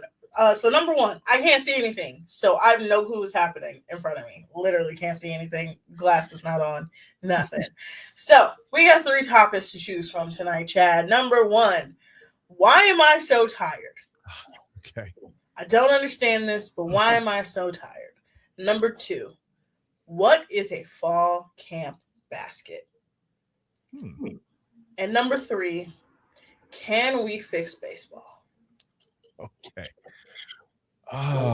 Let's, you know what, honestly, I want to talk about why, and this can probably relate to both of us. I'm not gonna lie, it's not just you, Autumn. I have felt exhausted over the last 3 or 4 days. You know, and it's like you go on vacation, you're supposed to be rested and relaxed and you know, rejuvenated. For some reason, coming out of vacation, I feel exhausted. I don't know why that is, but let's talk about why we're so tired. I'd love to hear it. Yes. Why am I so tired? I'm so glad. I'm 31 years of age. 31. Big 31, right? So. Ever since I've turned 30, almost 2 years ago, I have never been this tired. I was at work this weekend, and this keeps happening to me at work. I'm sorry if anyone I work with sees this in the future. I keep falling asleep at work. I'm so tired. We had a big event at the end of the day. Like, there was nobody there. I was in where my desk is at. I closed the door. I turned off the lights, and I dozed off. I went home. I sat in my driveway in my car, took a nap. Ooh. Came inside, went in my bed, took another nap. Woke up, got rejuvenized, refreshed. It may have been like midnight, but I was okay. Right. Went to bed around 3 o'clock in the morning. Woke up like 3 different times on Sunday, and I'm still exhausted. I don't know what's happening. Is it Tuesday? It's Tuesday, right? Yeah, it better be Tuesday because I said the Tuesday top 5. It better not be Wednesday. I'd be in trouble if I did that. When I tell you, I don't know why I'm so tired. I don't understand. I'm like, ever since I've literally, like, I used to be like tired, but like not like this tired. Like when I was younger, I was tired. I'd be like, oh, I'm tired. I could take a 30-minute nap and I'd be completely fine. Now, oh my God, I can't take a nap. If I take a nap, I'm still sleepy. I can't even get a full 8 hours of sleep. I'm still tired. Why am I so tired? I don't know. I wish I could tell you that there was like it gets better with age somehow, but I'm going to be honest with you, it does not. I'm at the point now where if I take a half-hour nap, and like you, I think that used to kind of fix me. Like when I was in college, I would take whatever, 15, 20 minutes. You sleep real quick and you set the alarm, you get up and you're like, all right, feel good. Let's go. Let's do what we got to do. And I might still put off some stuff that I had to do, but I was up and ready to do at least like I wasn't tired. Now I'm at the point where if I sleep for like 45 minutes, maybe to an hour, if that's like the range, I wake up and it feels like my face is numb, right? Like my body was done. My body was like, no, we're going to bed. That's it. Don't wake up. No, like my face is literally trying to drag me back to the pillow. I feel angry, right? Like I wake up mad. I'm like, no, I want to go back to bed. All I want to do is go back to bed. I don't understand it. I don't know. Autumn, did you hear the story of what happened? And I can tell you the short version if you did you hear what happened to us on vacation? I saw your picture. Okay, yeah. First night, 4:45 a.m. fire alarms go off at the place we were staying on vacation. Kids were super happy that they got to take a walk outside. Definitely wanted to wake up at 4:45 and just walk around the building for a while. It was awesome. But whatever. And I feel like so I had trouble going to sleep that night anyway. We laid down at like midnight. And I tossed and turned until probably almost 3 a.m. Probably, fell asleep around then and then woke up to the fire alarm going off. And I think that like ever since that night, I've just been off. Like I just can't get my energy back. I've been trying to work out. I've been trying to eat better. I've been trying to drink more water and just whatever. Nothing works. I'm exhausted. I feel it too. I get it. I don't understand what's going on. It's just like do you know how many times there was a weekend where I didn't have to work? I had a full weekend off. Oh, no. And all I did was sleep. I slept, I ate, got up, cleaned a little bit. Rinse, repeat for like 3 days. Yeah. Monday came, still exhausted. I'm like, I had adequate sleep this weekend. What is going on? I'm like, it's just like every single, like, I don't understand why I'm so exhausted. I don't understand why I'm so tired. Again, I used to be able to, in between classes, oh my God, this is how I know I'm crazy. I used to wake up at 6 o'clock in the morning. No, 5 o'clock in the morning. Do an hour workout. Go back to my apartment. Get dressed for class. Be at class by 8 o'clock in the morning. Do a 2-hour class. Come back to my apartment. Eat breakfast, then go back to campus for like 3 hours. Okay. Come back home, eat lunch, go back to campus, walk home. I used to walk home from campus. All right. And then do another workout, go to sleep, okay. and then go to sleep, and I would be completely fine. I could, oh my God, there was a point in my life where I could go out on the weekends and party. Yeah. Today, be completely fine. Wake up, do whatever I need to do. If I need to do my homework, go back to sleep, and I was fine. Again, I used to take 30-minute power naps in between classes at my apartment. Yeah, if I tried that now, I would miss probably the next day and a half to 2 days of classes. I'm out. See ya. Like, I'm just gonna. It's not even just that. It's like the thought of doing any of that. Like, I'm like, just going to the gym. I'm like, that's exhausting. Then having to go to work a full 8 hours. That's exhausting. Then come home and just try to do anything. Exhausting. And then now we have to create content. It's like, okay, now I have to be up for another hour. I'm tired. Right. Why is it that it's backwards? Why do kids get all the energy? I've seen my kids like this summer. We try to keep them up. We try to keep them active. There are days when sometimes like my wife is working, I'm doing this, whatever. I got stuff going on. And my kids are just like laying around. They're like watching TV. They're on a tablet or something for a little bit. I mean, sometimes they're playing together. It's fine, but they don't need all the energy in the world for that. Trust me, they have all the energy in the world. I've seen it. I've seen them like basically do whole gymnastics routine. Like they're flipping through, they're crashing into walls. Everybody's fine. Again, if I did half of that activity, I need a 3-hour nap. Shouldn't you get more energy as you get older? Like when you actually need the energy, right? Like, why can I play 4 baseball games in a day when I was 12 years old? That's not fair. I can barely play 4 innings now. Like well, let's be honest with you. I probably couldn't play 4 innings without needing at least a couple, maybe 2-3 hours of sleep, oxygen, a lot of water. I mean, I'd be in big trouble, but I think it's backwards. We should get more energy as we get older. Doesn't that seem fair? Yeah, literally the thought of like, you want to know what's so even crazy is like baseball games. I'm like, now that they're a little bit faster, I'm like, oh my God, this is great. I can be home by 9:30 because if I'm home by 9:30, I can at least have an hour to decompress, get what I need to get, and get in the bed by 11. 10:30, no later. Why am I tired at 9 o'clock? Like, I'm at the point where I'm like, what's going on? Like, it's like, I'm tired.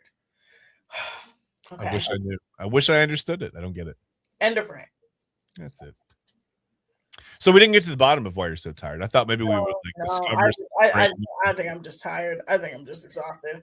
When we come back from break, I'm going to tell you about fall camp baskets, and I'm going to tell you why they're ridiculous and why they're crazy. Then at the end of the show, we're going to end with how can we fix Major League Baseball. If you didn't watch, Double A and I yesterday did a whole show on what is going on in Major League Baseball. And I know how we can fix it. I know how. All right. So we're going to talk about it. Let's do it. I didn't know who was clicking the break. Keon Sports is the leader in Ohio high school athletic coverage in written, print, and video streaming. From the latest news and results and written content to the high school football game of the week every Friday, Keon Sports has you covered. The vision of 15-time published author Vince McKee has become the most trusted site in Ohio high school athletic news. From podcasts to player profiles, Keon Sports is your one-stop for all of it. Visit them today at keonsports.com or on YouTube at Keon Sports. Check out their socials on Twitter and Facebook as well. Clean energy, bold flavors, and no jitters. See why people won't shut up about Dubby. Clean energy, no jitters or crash. Whether you're starting your workday or getting ready to exercise, Dubby Energy helps you lock in and focus. With over 15 flavors to choose from, you can't miss. Order Dubby Energy right now by using the QR code on your screen and use the promo code InsideEdge10 to receive 10% off your order. Dubby Energy, your energy-focused sponsor of the Inside Edge Network, Cleveland's digital leader. Discover our collection of body mists made with clean, minimal ingredients. Handcrafted with natural essential oils and clean ingredients, they offer a natural alternative to synthetic fragrances. Perfect for sensitive skin and those seeking clean, mindful self-care, and the perfect gift for you or your special someone. Courtesy of Alley Rose Fragrances. First-time customers, use that promo code InsideEdge20 to receive 20% off your order. AlleyRoseFragrances.com, a proud sponsor of the Inside Edge Network, Cleveland's digital leader. Whether searching for a baseball autographed by your favorite World Series slugger, a signed football by an iconic Hall of Famer, or the jersey of a world-famous soccer star, you've come to the right place. Here at SportsMemorabilia.com, the web's leading source of authentic sports memorabilia, you'll find more than 500,000 authentic products from nearly every professional sports league, team, and players. Not only will you find your next prized sports possession with ease thanks to superb customer service and tremendous site experience, you'll have the satisfaction and peace of mind that every product listed comes complete with a certificate of authenticity and is fully backed by the SportsMemorabilia.com lifetime authenticity guarantee. Go to SportsMemorabilia.com by using the QR code on your screen right now. SportsMemorabilia.com, a proud sponsor of the Inside Edge Podcast Network, Cleveland's digital leader. Find us on InsideEdgeNetwork.com for the latest information on your favorite shows, personalities, and network partners. Plus, guess what? We have a merch shop. That's right, we have network polos, t-shirts, champion jackets, hats, and bottles. Rep the network. Every purchase supports independent sports and entertainment media. Use the QR code on your screen right now to check out InsideEdgeNetwork.com. That's InsideEdgeNetwork.com. Hey guys, awesome programs today here on Unfiltered. Got into a lot, including that Canton house explosion. The video is kind of insane. You have to watch it. Watch back Unfiltered today. It was just insane. And talked to Jake Underwood too about kind of the questions really about why we're at where we're at right now when it comes to multiple house explosions in the past few months, all these different pipeline bursts, all that. We get into that and so much more tomorrow. It is time, the unveiling of our memes of the week. You guys submitted your entries. We have the finalists and so much more local news, sports, everything going on here in Northeast Ohio, rather, on Unfiltered, all along the Inside Edge Network. I will see you at 5 o'clock on your Friday. All right. Well, that was clearly the wrong promo. That was from a few days ago. But you know what? I texted Autumn during the break, and I said, "Wait, what do I do when we come back?" And she ghosted me. So here's what you get. Hold on. Oh my God, I'm so sorry. Oh my God, I was so focused. All right, just get random sound effects. And I was so focused on getting my T-Mobile Tuesday deals. I'm so sorry. Oh, hey, listen, T-Mobile Tuesday top 5. You do what you got to do. I'll sit over here and I'll drown trying to figure out what to click. With your intro that's so aptly named. Hold on. This intro. This is the title. Yellow typographic romance indie movie trailer. So as a new person in the studio who's trying to run and just, I'm trying to help things out a little bit. I'm like, hey, whatever. I'm the substitute teacher. Where is the lesson plan? And I look over here and it says like recipes, right? Oh, and then that's where I'm at right now. So it's some random sound effects. It's fine. Don't worry about it. What else we got? I completely forgot when I downloaded it. I just never changed the actual. I never changed the name of it. New guy fail on my part. It's okay. Sorry about that. It's okay. So let's get into fall camp baskets. Let's do it. I'm gonna climb into a basket and take a nap right now. Whatever. So, Chad, what do you think a fall camp basket is? A fall camp basket. Mm-hmm. Okay. So it's pretty obvious that a fall camp basket is, you know how when you would go to summer camp as a kid and you would learn to do something summery, right? I went to baseball camp a lot as a kid. That's a summery activity. A fall camp basket is clearly when you go to fall camp and you learn how to put the little corn stalks into a Halloween. No, just don't stop. No, this is right. No, this is right. You may think that your definition is right, but this is definitely what it is. And you learn how to like decorate with corn stalks and like a welcome sign, and it might have a little skull on there because it's Halloweeny. It's a fall camp basket. It's something you learned at fall camp, and it's a basket, and you put them together and you learn how to craft stuff. That's obviously what it is. Unfortunately, not what it is. All right. Why don't you tell me? It feels like you know. So, fall camp baskets are things that NFL and college girlfriends are putting together for their men going to fall camp. So pretty close. That was pretty close. Guys going to training camp for girls in college is fall camp, right? Yes. Because they have a spring camp and they have a fall camp, right? Yeah. These baskets are ridiculous. I've seen baskets that are, let's make a basket with me. He's going to need a PS5. So here's a PS5. He's going to need an iPad. So here's an iPad. He's going to need every flavor of Gatorade he could possibly have. Here it is. He's going to need some Advil. And it's like, why are you making these things? First of all, most of these men have PS5s. Unfortunately, they do. They also have iPads they're given from the team, whether it be an iPad or a Surface or whatever it is. They got a tablet. Yep. Gatorade, come on. Gatorade. Plenty of sports drinks around camp. I think you could find a sports drink anywhere you go around camp. If not, we got to talk about the NFLPA. Let's get the NFLPA on the horn right now because Advil. They got plenty of Advil in the leagues. Oh yeah. Pretty sure. But it's just one of those things where it's like, this is ridiculous. Like, why are you shelling out well over thousands of dollars for people who could get every single thing you bought for free? For free. Yeah. With a simple social media post, probably. Like, hey, Sony, going into the dog days of camp, could use a PS5. And all of a sudden, you've got 75 PS5s there in camp, right? Everyone gets one. Not even. They could do a sponsor post on Instagram that could be like, hey, can I promote whatever game is coming out from Sony? And that's how they get a free PS5. Like, they could promote GTA 6 coming out, and they can get a GTA customized, like, whatever. Like, when I tell you that, the PS5 of it all is crazy. Yeah. The iPad, again, the teams almost always provide them some sort of iPad, tablet, Surface, whatever you can think of. The Gatorade, though, it's a sports team or it's a college football team. Babe, they have buckets and buckets and buckets of Gatorade. That's diabolical. Listen, I used to get something like this when I went to college. My parents would send me a box of like a few things of ramen noodles, which is pretty similar to a PS5 and Gatorade and all the other things. And I might get like some PB&J, stuff, not bread. You can't put bread in there because bread gets smashed.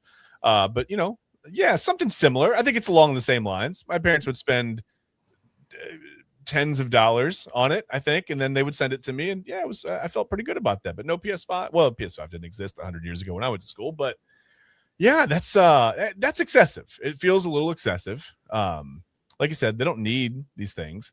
So now you have a home PS5, like a car PS5, a camp PS5. How many PS5s do you need? Well, okay, so this is the thing. I can kind of see the PS5 because I know certain teams do camps differently. I know certain teams, like, you can live at home and just commute to training camp, right? Okay. But I think it's Dallas does theirs in California, so you can't really commute. Yeah. The Giants are doing theirs in West Virginia this year. You can't commute. Pittsburgh always does theirs at a random college in Pittsburgh, the same college. So these guys are literally stuck in a dorm room. So That's funny to think of, actually, though. It's kind of funny to think of. Yeah, no, so I could see like a couple of these like things, but it was just like these girls are going all out, thousands upon thousands of dollars just for the aesthetics of like, I made my boyfriend this basket of stuff that he can have for training camp. And think about how much these wives and girlfriends are already kind of putting up with, right? When you date a professional athlete, there's a certain amount of you're not going to see them for long stretches of time during the year, right? I don't know. I feel like we're putting a little bit too much on the wives and girlfriends at this point. Like I said, they already have. There's already a certain downfall to being a wife and a girlfriend of a professional athlete. I don't think they should really have to. Maybe this is something the athletes making millions of dollars could do for their wives and girlfriends. Maybe you see the athletes put together some fall camp baskets for their wives and girlfriends, right? Keep them occupied while they're away at camp. Maybe we need to like reverse this whole thing. You think would that work or no? No, because I've actually also been on the, for some reason, I've also been on the side of TikTok where there are, I'm going to call it MLB WAG TikTok. Okay. So, like NFL WAGs, they have it rough. NBA WAGs, they have it rougher because, NBA players. Yeah. Major League Baseball WAGs, oh my God, Chad, when I tell you, I watched a video of a lady that said, you don't know how bad it is when your husband gets traded and everyone in the stadium knows but him. You have to pick up your entire life because some people just have to pick up their entire life. Some people don't even get an apartment in the city that they live in because that's how fast paced it is. They just have like a designated place. They pack up everything they can and they travel with their boyfriend. I learned, so this is what I learned. And this actually goes into our next topic. Okay. So what I learned, number one, when they are in the minor leagues, if you are a girlfriend, you cannot travel with your boyfriend because the team will not pay for it. Right. You have to pay out of pocket. And if you don't go to college and you forego college to follow him around, you're flat broke following him around. Yeah. Then I think it's, the lowest, like you are in the minor leagues, like A-ball or developmental, you don't get anything paid for. When you start getting a little bit higher and higher, maybe you'll get a flight or two here paid for. Maybe you'll get like a family day, right? You also have to pay for your own tickets. Nobody pays for tickets. You have to pay for your own ticket, right? Yep. Then when you get to Major League Baseball, if you have a child, you're a single parent. Yeah. You're a single parent. You have to pack up your life and you constantly have to just see where your husband or your boyfriend is going to end up. Yeah. And when I tell you, I'm like, I don't envy any of these women. Yeah. It's a tough situation all around. And I think sometimes that's like people forget the human side of not only the player, but their family, right? You forget that like, well, I paid my admission. I can say anything. These are real people going through real life things. I mean, a couple $1 million is great, right? I mean, it fixes a lot of problems, but it doesn't fix every problem.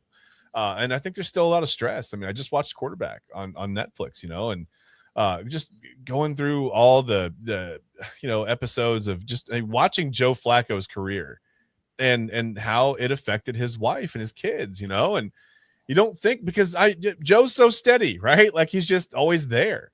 And it's almost like he becomes robotic after a certain, you forget that he's a human being. And then watching, Quarterback, just it reminded me of the human side of him and his family and his kids and his wife, just how everything, all the, the trade rumors and the cuts and the signings and picking up one day and leaving one city and go, driving 5 hours from Cleveland to Cincinnati or whatever in the middle of the season. You just forget that there's a whole human side of it. And, couple that, like you said, in the minor leagues with not getting paid a whole lot. Some guys get really big signing bonuses. A lot of guys don't.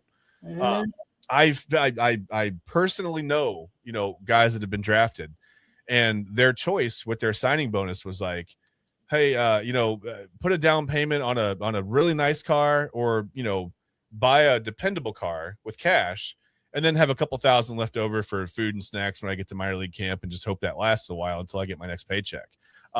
It's not as glamorous as a lot of people seem to.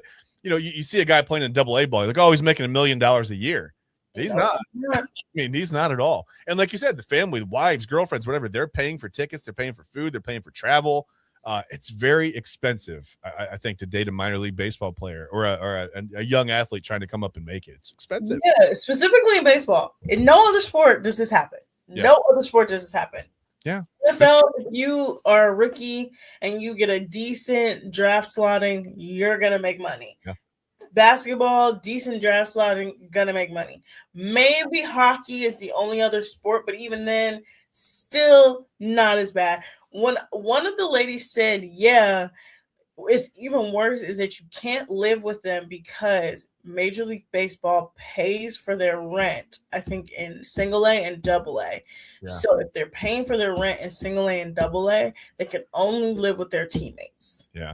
And that's a newer development, by the way. That's only since COVID. Before COVID, you were on your own. You could be a single A, double A guy, whatever. You're out there playing baseball and you're making, $1,500 a month or whatever to play minor league baseball.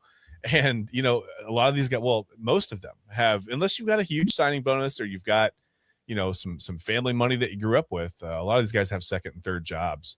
They're not just playing baseball. They're teaching or they're bartending or they're painting houses or they're doing something, hanging windows. They're doing something on the side. Driving Uber.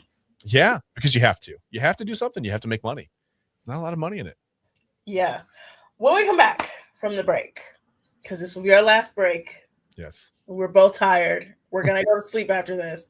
We're going to talk more about Major League Baseball. And we're going to talk about how I think we can fix Major League Baseball and this convoluted system that is happening to where the Dodgers are somehow, some way going to keep doing what they're doing. I have a solution. I know how we can fix it to where fans, players, owners, everybody involved will be happy. All right. Even the wives and girlfriends? Even the wives and girlfriends. All right. This is the fully encompassing solution. I can't wait to hear it. Yes.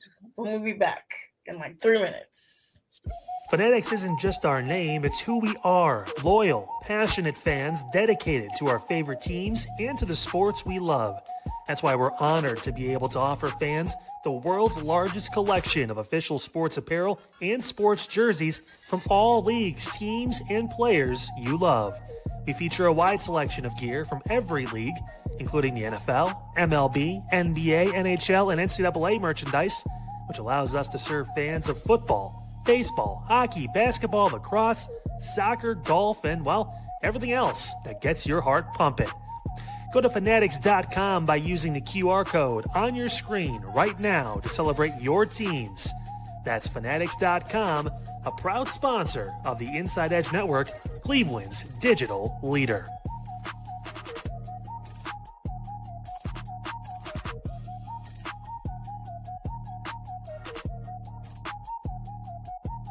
Small business owners are superheroes, but nowadays running your business means doing so inside your shop and on social media.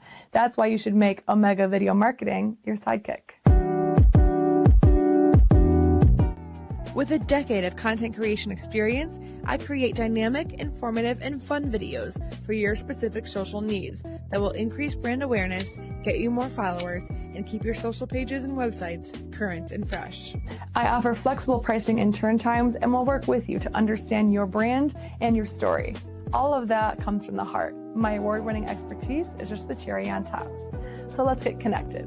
After all, your brand is the alpha and my expertise is the omega. Discover our collection of handcrafted candles. That's right, every product is thoughtfully created in small batches free from harmful toxins for mindful everyday indulgence. Our candles are hand-poured in coconut soy wax with natural wood wicks, offering a long-lasting burn and rich fragrances. Create a cozy, safe ambiance for your home with candles from Alley Rose Fragrances. First-time customers use the promo code InsideEdge20 to receive 20% off your order. AlleyRoseFragrances.com, proud sponsor of the Inside Edge Podcast Network. Mosser Moments Photography is a husband and wife wedding photography team based in Cleveland, owned and operated by Inside Edge Network's very own Ryan Mosser and his wife, Hallie. For the past 10 years, they've captured more than 100 weddings across Northeast Ohio and beyond, always working together as a true two-person team. Their style centers on authentic, emotional storytelling, documenting the real moments between two people in love and creating images that feel natural, comfortable, and true to the couple. Rooted in Northern Ohio but inspired by their travels, Ryan and Hallie bring a warm, personal approach to every wedding day. Their work blends experience, consistency, and a genuine passion for helping couples relive their best day through timeless photography. Learn more at monstermomentsphotography.com by using the QR code on your screen right now. monstermomentsphotography.com, a proud sponsor of the Inside Edge Network, Cleveland's digital leader. So this promo's for Midnight Run, but I will tell you, to have Eli and Rob Rosicki on the screen with me, yeah, when the Guardians do great work, Rob, we can run it back one more time, main event style, to break down the Cleveland Guardians' moves. I mean, quite honestly, we don't know if they're ever going to be this active at the trade deadline ever again. So, yeah, we needed to celebrate. We needed to talk about, the brand new corner bat we got in Joe Adell. We got a brand new starting pitcher out of Washington. It looks like he's going to be highly considered in the rotation. A lot of good pieces for the Cleveland Guardians. And we got rid of Bo Naylor. So I think we got some addition by subtraction with that one. So, yeah, we had a lot to talk about, a good time, and even rolling forward to we will be talking hopefully about a lot of Guardians victories. New York Metropolitans up tomorrow at 6:40. So we'll have a good time with that one. And Eli, are you gonna relax on the Dolans? No, we haven't seen the team play yet, so we'll see. I'm happy about the moves. You cynical prick. Hey, you know what? I was cynical last year, and we saw what it got us, a wild card loss. So we'll see what happens. I'm excited, but also skeptical. But we'll see. We'll see. Hey, well, the funny thing about being cynical with Cleveland sports, that normally makes you right most of the time. So, yeah, I'll give it to you on that. Exactly. But I feel better, Double A. I feel better, guys, about, than I was 24 hours ago. That's a good point. Midnight Run here on the Inside Edge Network. Also, Sunday nights, you can see us, main event, every Sunday night here on the Inside Edge Network. We may or may not break down ESPN The Ocho 10-year anniversary. Last night, we broke down the Microsoft Excel World Championships. We'll see you on the Inside Edge Network.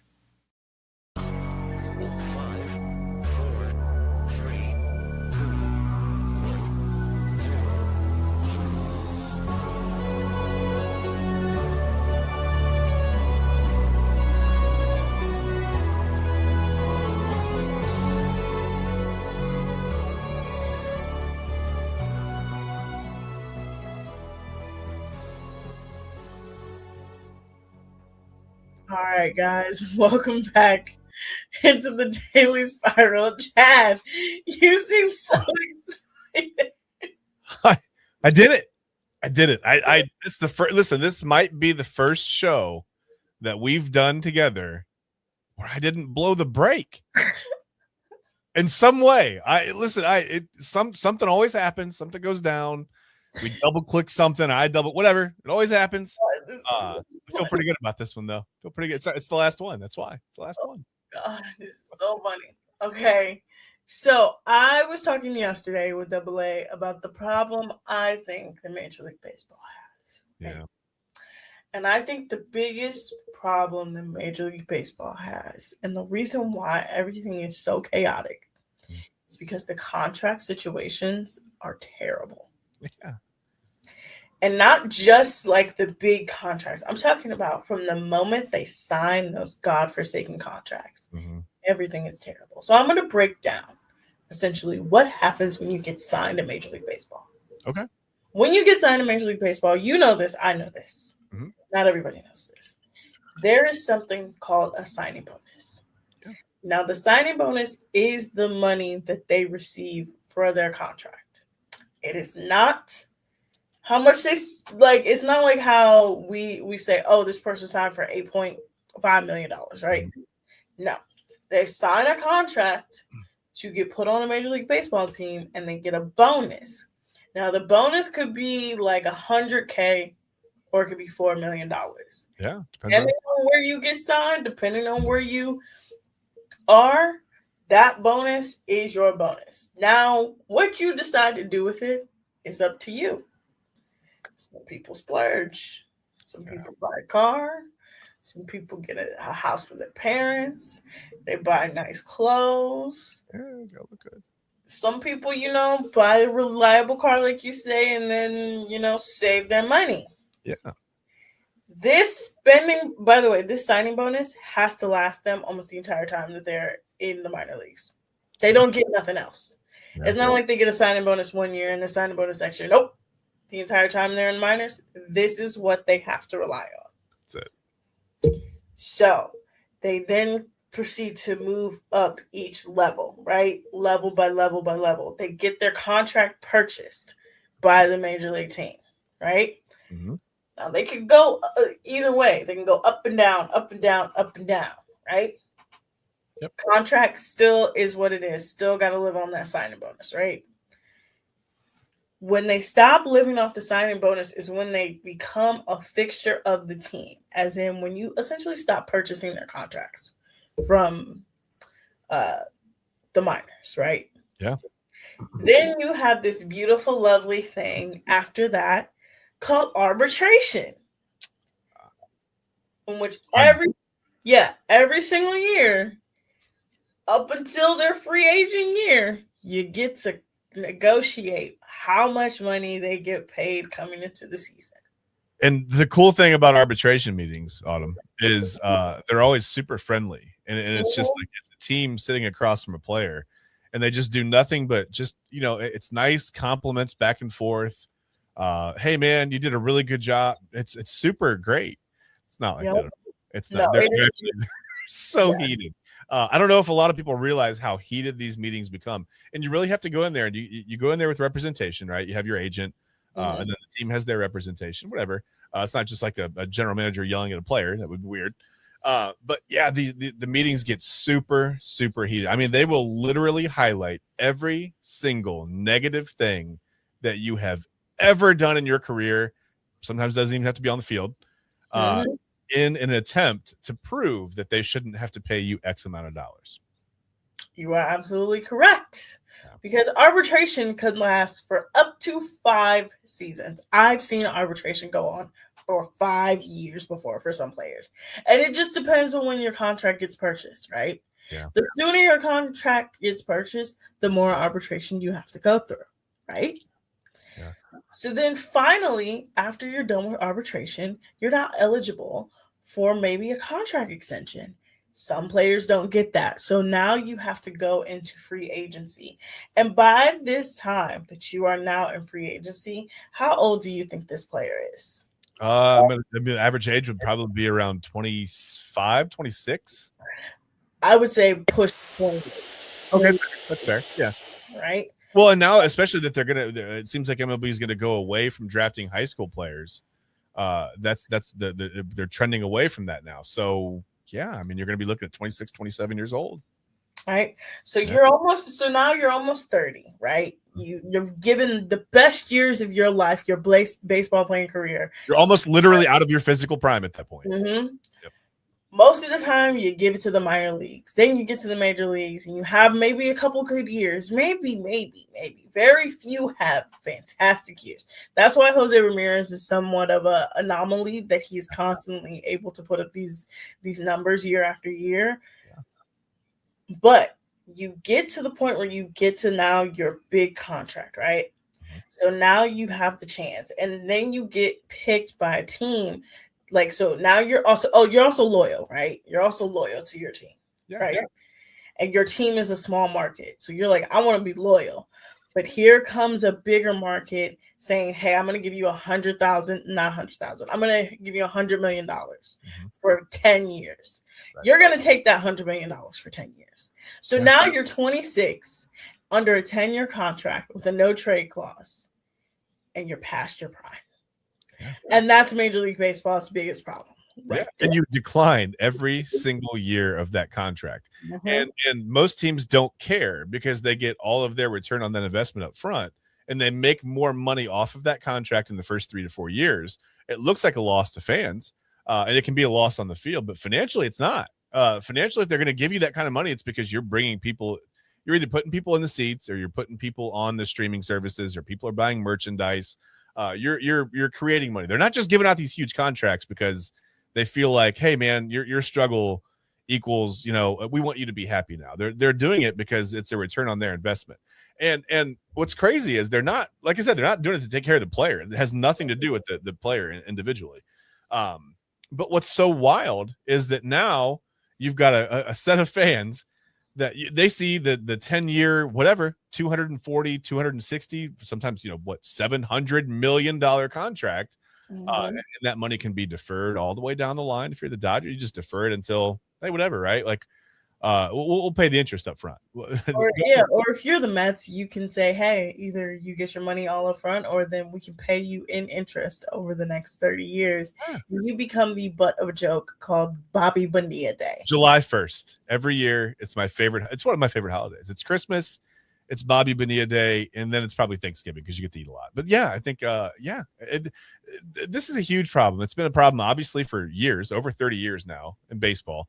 The Dodgers have $1.1 billion in deferred contracts right now, that they're not responsible to pay until later. And I know the Dodgers aren't going to fold, but I talked about this last night on Primetime. Eventually, a team like the Marlins is going to go, you know what? Let's put a squad together. Let's sign the craziest free agents. Let's defer all the money 10 years down the line. And in like 6 years, we'll just cease to operate. That's it. We'll just cease to operate. We'll declare bankruptcy. MLB will take the team over. They won't be able to find ownership for the team because no one wants to come into a team with a bunch of deferred money coming down the pike. And they'll just shut down the Marlins, and that money will never go anywhere. It'll never be paid to anyone. Eventually, that's going to happen in Major League Baseball if they don't fix it. It's wild. Yeah. So my fix is you got to fix the contracts. You got to fix the contracts. You got to fix the contracts, specifically starting in minor league baseball. You cannot have the contract be signing bonus. You're under contract that entire time, and then you get to the majors, and you only really have 3 or 4 good years before you get a chance to even get a contract extension. Because I think a lot of people don't get that. Before you even get to like free agency, your team is most likely going to extend you, right? That's what happened with so many players, right? I'm trying to think of one. Machado. That was what happened with him in Baltimore. They extended him. Then they could no longer afford him, so they have to trade him. Yeah. They trade him to the Dodgers. The Dodgers have him for a couple seasons.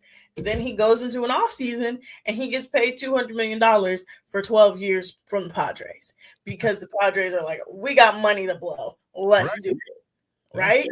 Yeah. Because they're technically a bigger market. And you see these smaller market teams. And I'm a person that I hate when smaller market teams get like the shit end of the stick a little bit of being like, you won't spend money. But every time those smaller market teams do spend money, those contracts are like criticized.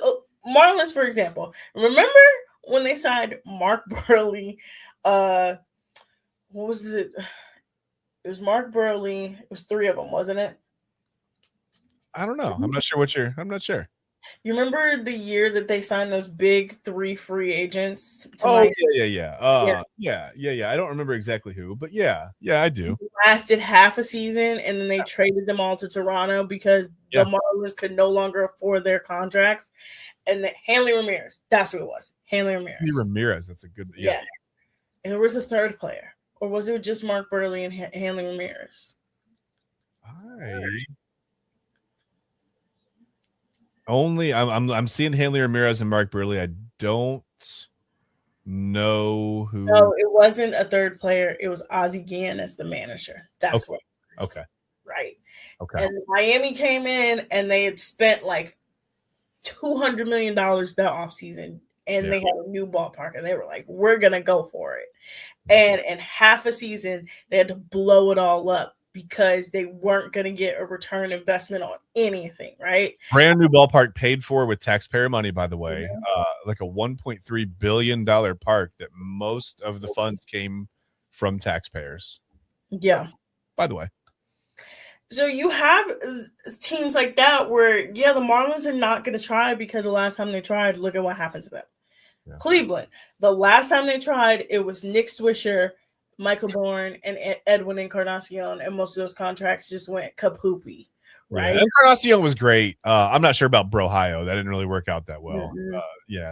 That wasn't a thing. But the Pirates, they couldn't keep Andrew McCutchen or Garrett Cole. Like the smaller market teams, hell, the Athletics. How many times have the Athletics had great players, had to trade them, or had to let them go because they simply couldn't afford it, right? Yeah. So when you talked about the return investment, a Phillies can do that because the Phillies are in a bigger city. Mm-hmm. They make a lot more money.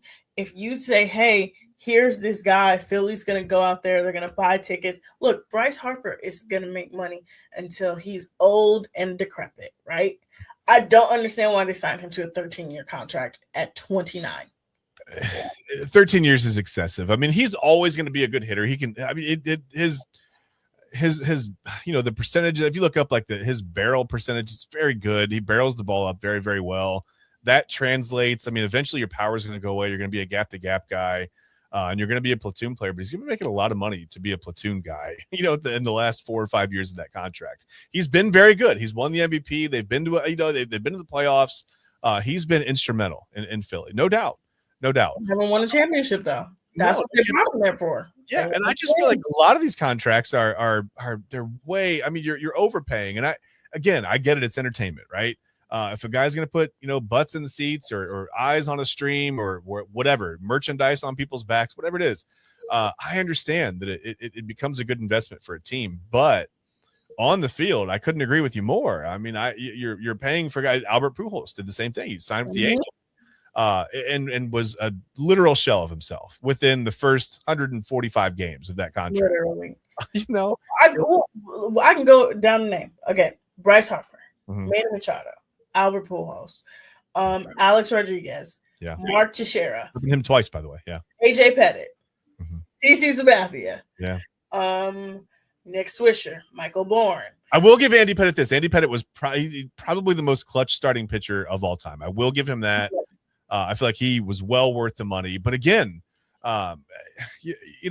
signing a pitcher is such a gamble because you might get, 7 to 10 years out of a pitcher, or you might get 7 to 10 starts. A couple $100 million and you're out of luck.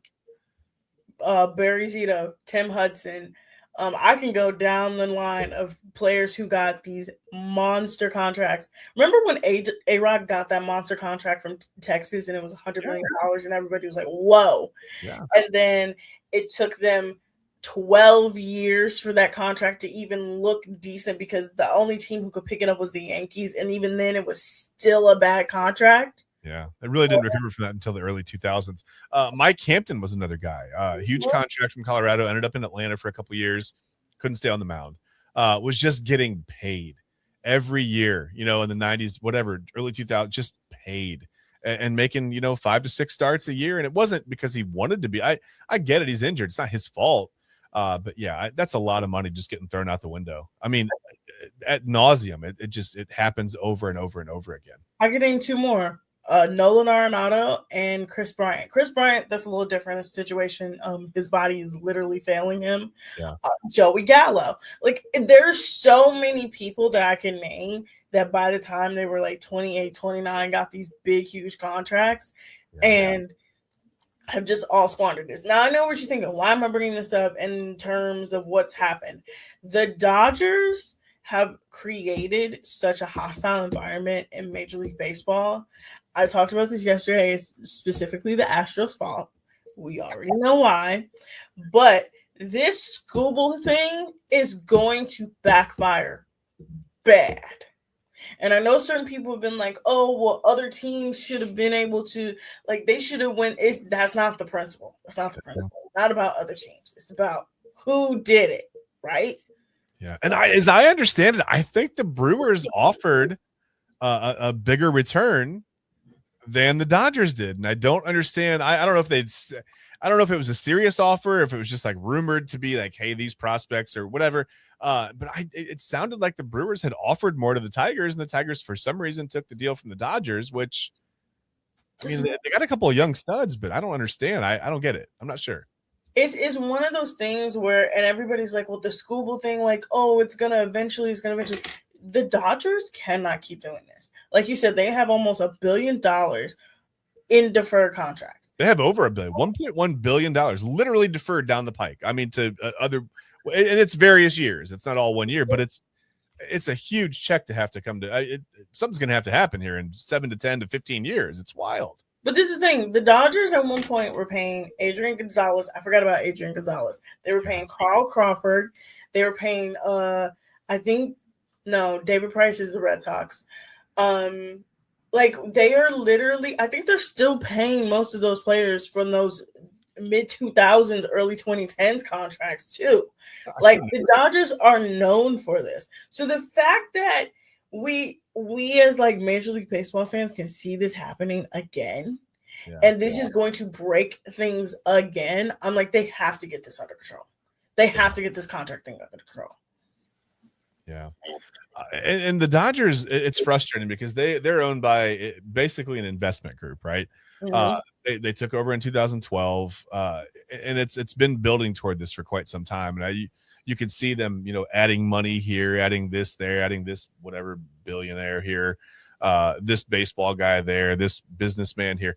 But it's mostly investors. I mean, they're owned by 49% investors right now. So liquid cash right there at their disposal, but they're still not paying it out. They're deferring it down the pike. And the biggest problem to me is like, baseball can't let a team like the Dodgers. And again, I don't blame the Dodgers because they're playing well within the rules of Major League Baseball. But I think this is why we're looking at a lockout. This is why we're looking at, probably not having a 2027 baseball season at all. And I get it. A lot of players are going to be very mad. Nobody wants a salary cap. No player wants to limit how much they can make. But we talked about this with Matt. You heard the interview. Every other major sport has some kind of limit. You have a salary cap. You have a salary floor. Or a living tax. Yeah, and there's an actual revenue sharing type program. Baseball's revenue sharing is it's abysmal. It's a joke. But with the Dodgers, like you said, you've got this lucky situation that the team is owned by investors that have a lot of just capital. There's a lot of resources there. There's a lot of liquid cash. There's a lot of assets. There's a lot of whatever. So they can just stockpile talent. I mean, the Dodgers have enough pitchers to probably. I mean, they could probably have 2 decent major league teams, to be honest with you. Just in the sense of having a decent starting rotation. They could run a second okay lineup. It could be like Dodgers 2, they could probably win 75, 80 games, to be honest with you. They could go through the MLB season. You put them in the right division, they could win the division. It can't continue to be like this. You can't have all these large market cities, and it's like 5 cities and 7 teams, right, that can stockpile all the talent. And every time there's a big free agent, who is it? It's the Cubs, it's the Mets, it's the Yankees, it's the Dodgers, it's the Red Sox, Phillies. Phillies to a certain extent. The Padres a little bit can get involved, and that's about it. I mean, you've got about 7 or 8 teams out of 30 that can really be involved in these high-priced free agents, and it can't continue to go on like this. No, it really can't. And I'm really thinking about this, right? I know there are certain fans that are like, you don't want the players to get paid if you have a salary cap. No, that's not it, right? You can still get paid if you have a salary cap. You make good money. You can make really, really good money. Look at what's his face? He was on the Commanders, and then he went to the Patriots, and he was there for like less than half a season, but he got a crap ton of money. He's an offensive lineman. I'm not sure I know who you're thinking about, to be honest with you. I know who I'm talking about. Anyway, we'll get to it. Anyway, he was in the NFL. The NFL has one of the strictest salary caps out there. Mm-hmm. Salary floors. You can't go into the luxury tag. They literally had to create the draft slotting contracts because of how bad it got. Right. You see every year there are different teams that can be competitive. A market like Kansas City in Major League Baseball can't be competitive because they're considered a small market. Yeah. In NFL, they work. Yeah. A team like Oklahoma City in any other market wouldn't work, but they work in the NBA because there's a salary cap and there's revenue sharing and there's a floor. And I know people are like, oh, the players are not going to get paid. They're going to get paid. They're going to get paid. And there's a central TV deal also in all these other leagues. In baseball, the teams are basically on their own. They're and obviously if you live in a larger market, you can make a bigger TV deal. It's not fair to put all the responsibility on these teams and these cities that may or may not be in a large market. You can say what you want. The Cavs feel like a very large market team. Mm-hmm. Cleveland is not a large market city. Look at the Guardians, right? The Guardians are unable to spend that kind of money. And I get it. The Dolans may have it. They may have, and I think people just think that the Dolans are taking, they're like bathing in $100 bills or whatever.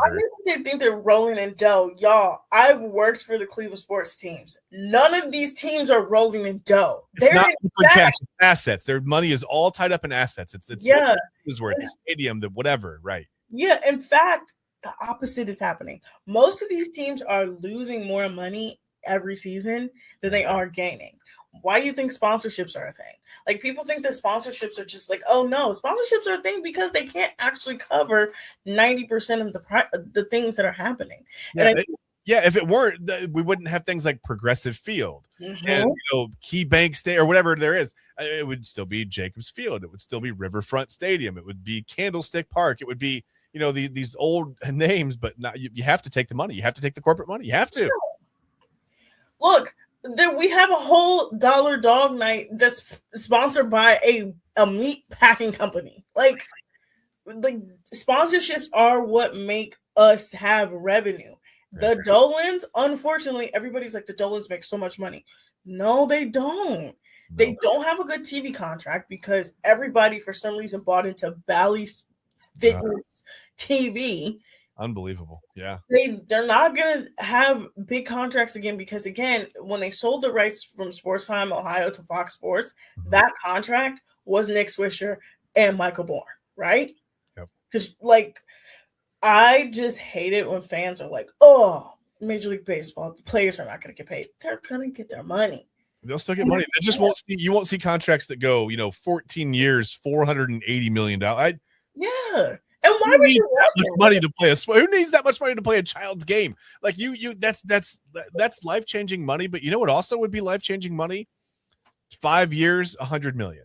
Mm-hmm. Also life changing. $20 million a year is life changing money, especially if you make it in the right city with tax breaks, whatever. But we don't even have to think about that with LA. The taxes are so astronomically high, but the Dodgers have so much money, it doesn't matter. They can counteract that. Yeah. Remember when Tristan Thompson got signed to that 4-year, $84 million contract and everybody was like, whoa, that's crazy. Yeah. But then he kind of lived up to that 4-year, $84 million contract. Yeah. And it didn't look stupid because the Cavs were a competitive team, right? But because they're in the NBA, they had a decent revenue sharing. And you have Dan Gilbert who will go out there and spend money because he knows that there's a limit to what he can and can't spend. Major League Baseball doesn't have that. No. And all the contracts, by the way, in Major League Baseball, fully guaranteed. It doesn't matter if you play one game, 1,000 games over the life of your contract. You sign a 13-year deal, you are getting paid for every single one of those years. You're getting 100% of that money. It doesn't matter if you play, like I said, 5 games, 105 games. Every single game, you're getting paid the same amount of money. There's no real, there's a little bit of contract insurance, but it's not really what you see in the NFL. Mm-hmm. The NFL has fostered an environment where every team, almost every team, because we know an orange and brown team that's really close to us that doesn't seem to be able to do this. Every team can become competitive very quickly. You can have a down year or two and you can recover in the draft and in free agency and you can go out and make trades. And everyone's playing on the same level, right? It doesn't matter. Kansas City, Cleveland, LA, big cities, little city, whatever, rural areas, right? Green Bay is they're in the middle of nowhere. They're owned by their fans, and they can still put a competitive team on the field because the NFL has fostered that environment where you can actually there's parity. You can recover quickly unless you're the Browns. You can come back from down years. You can build a little mini dynasty and make a run at it. And everything might not go well. Your dynasty might be, 3 years of getting beat, just before you get to the conference championship game, but you can make a run and you can put something together and have a foreseeable look at what the future is going to be. Major League Baseball is not like that. It's try to acquire talent, acquire as much talent as you can, win now with it, win early. And then when their contract years come up, ship him off to LA or New York or Chicago, and that's it. It's done. Yeah, that's literally what it is, and that can't keep happening because people are going to keep getting mad that a Tarek Skubal-like talent is going to go to LA or New York or Chicago or somewhere that can afford him eventually. But even then, what makes me even more mad, and this will be my last point before we have to go, is that these guys get shipped off to LA, New York, whatever, and then they don't even stay. No, they leave. So now you're really like causing a lot of like chaos, because remember, Juan Soto gets shipped from Washington to San Diego. From San Diego, he goes to New York. From New York, he goes to the other New York team and gets paid a buku amount of money. Yep. And it's like, well, why did we give up half of our farm system for him? Right. Skubal is probably not going to stay with the Dodgers. Like, that's just not going to happen. Machado goes from Baltimore to LA and then signs with San Diego. Yeah. Baltimore's like what? It's like, what's the point? What's the point at that point? There almost is no point. And like I said, you're trying to you're hoping that you can get enough prospects back for a guy like that. You know, when you're a smaller team, you can just to try to rebuild, right? You can't organically do it. It's really tough to do it through the draft because I mean, baseball it's baseball. You know, it's hard to project baseball talent out. It's a lot easier. I think it's not easy at all in football. But it's easier in football to see how a guy is going to translate from college to the pros because the game is so similar. Baseball is just so nuanced, and there's, you know, people say there's levels to this. It's baseball is hard because you don't know what a guy really psychologically grinding through the minors for 5, 6, 7 years with very little money and very little resources and very little anything really can take its toll on you. And some guys can't make it through that. They have all the talent in the world, but they're never going to make it through that. Is my last point before we go. Baseball is the only sport in which you have to relearn how to play it after you get drafted. It's fair. It is the only sport out of all major sports in this country where you get drafted and you have to relearn how to pitch. Yeah. And you have to relearn how to hit. No other sport does that. That's fair. All right, Chad. I was going to give a good spiral and bad spiral, but I don't have anything good to say. I don't have anything bad to say. It is after midnight. Yes. It is after midnight. I know you guys are used to seeing AA, but tonight it's just me and Chad. AA will be back tomorrow, Chad, and I will also be back tomorrow because I think we'll be hosting together tomorrow again. Yes. I don't even know what we're going to talk about tomorrow. Tomorrow's going to be a crazy day. I'm probably going to be working off of like little to no sleep. And literally after we go, like, get off here, I'm gonna go straight to sleep because I have to get up at 5 o'clock in the morning. No. But any last thoughts, Chad? No, you got to get to bed. I have no last thoughts. I hope we can fix baseball. I hope it, you know, if we're gonna have a year without baseball, I just hope whatever that year looks like fixes it for 2028 and it comes back and people actually want to watch again, because that's something that I'm worried about too. Yeah. And that's also a Major League Baseball problem, is that they're not making it watchable either. No. But thank you guys for watching. We will see you tomorrow with Chad and Eli on Inside Edge Primetime, and then you'll catch me at 11 with Chad, and then AA will do his wonderful show, The Midnight Run. There you go. Have a good night, everyone.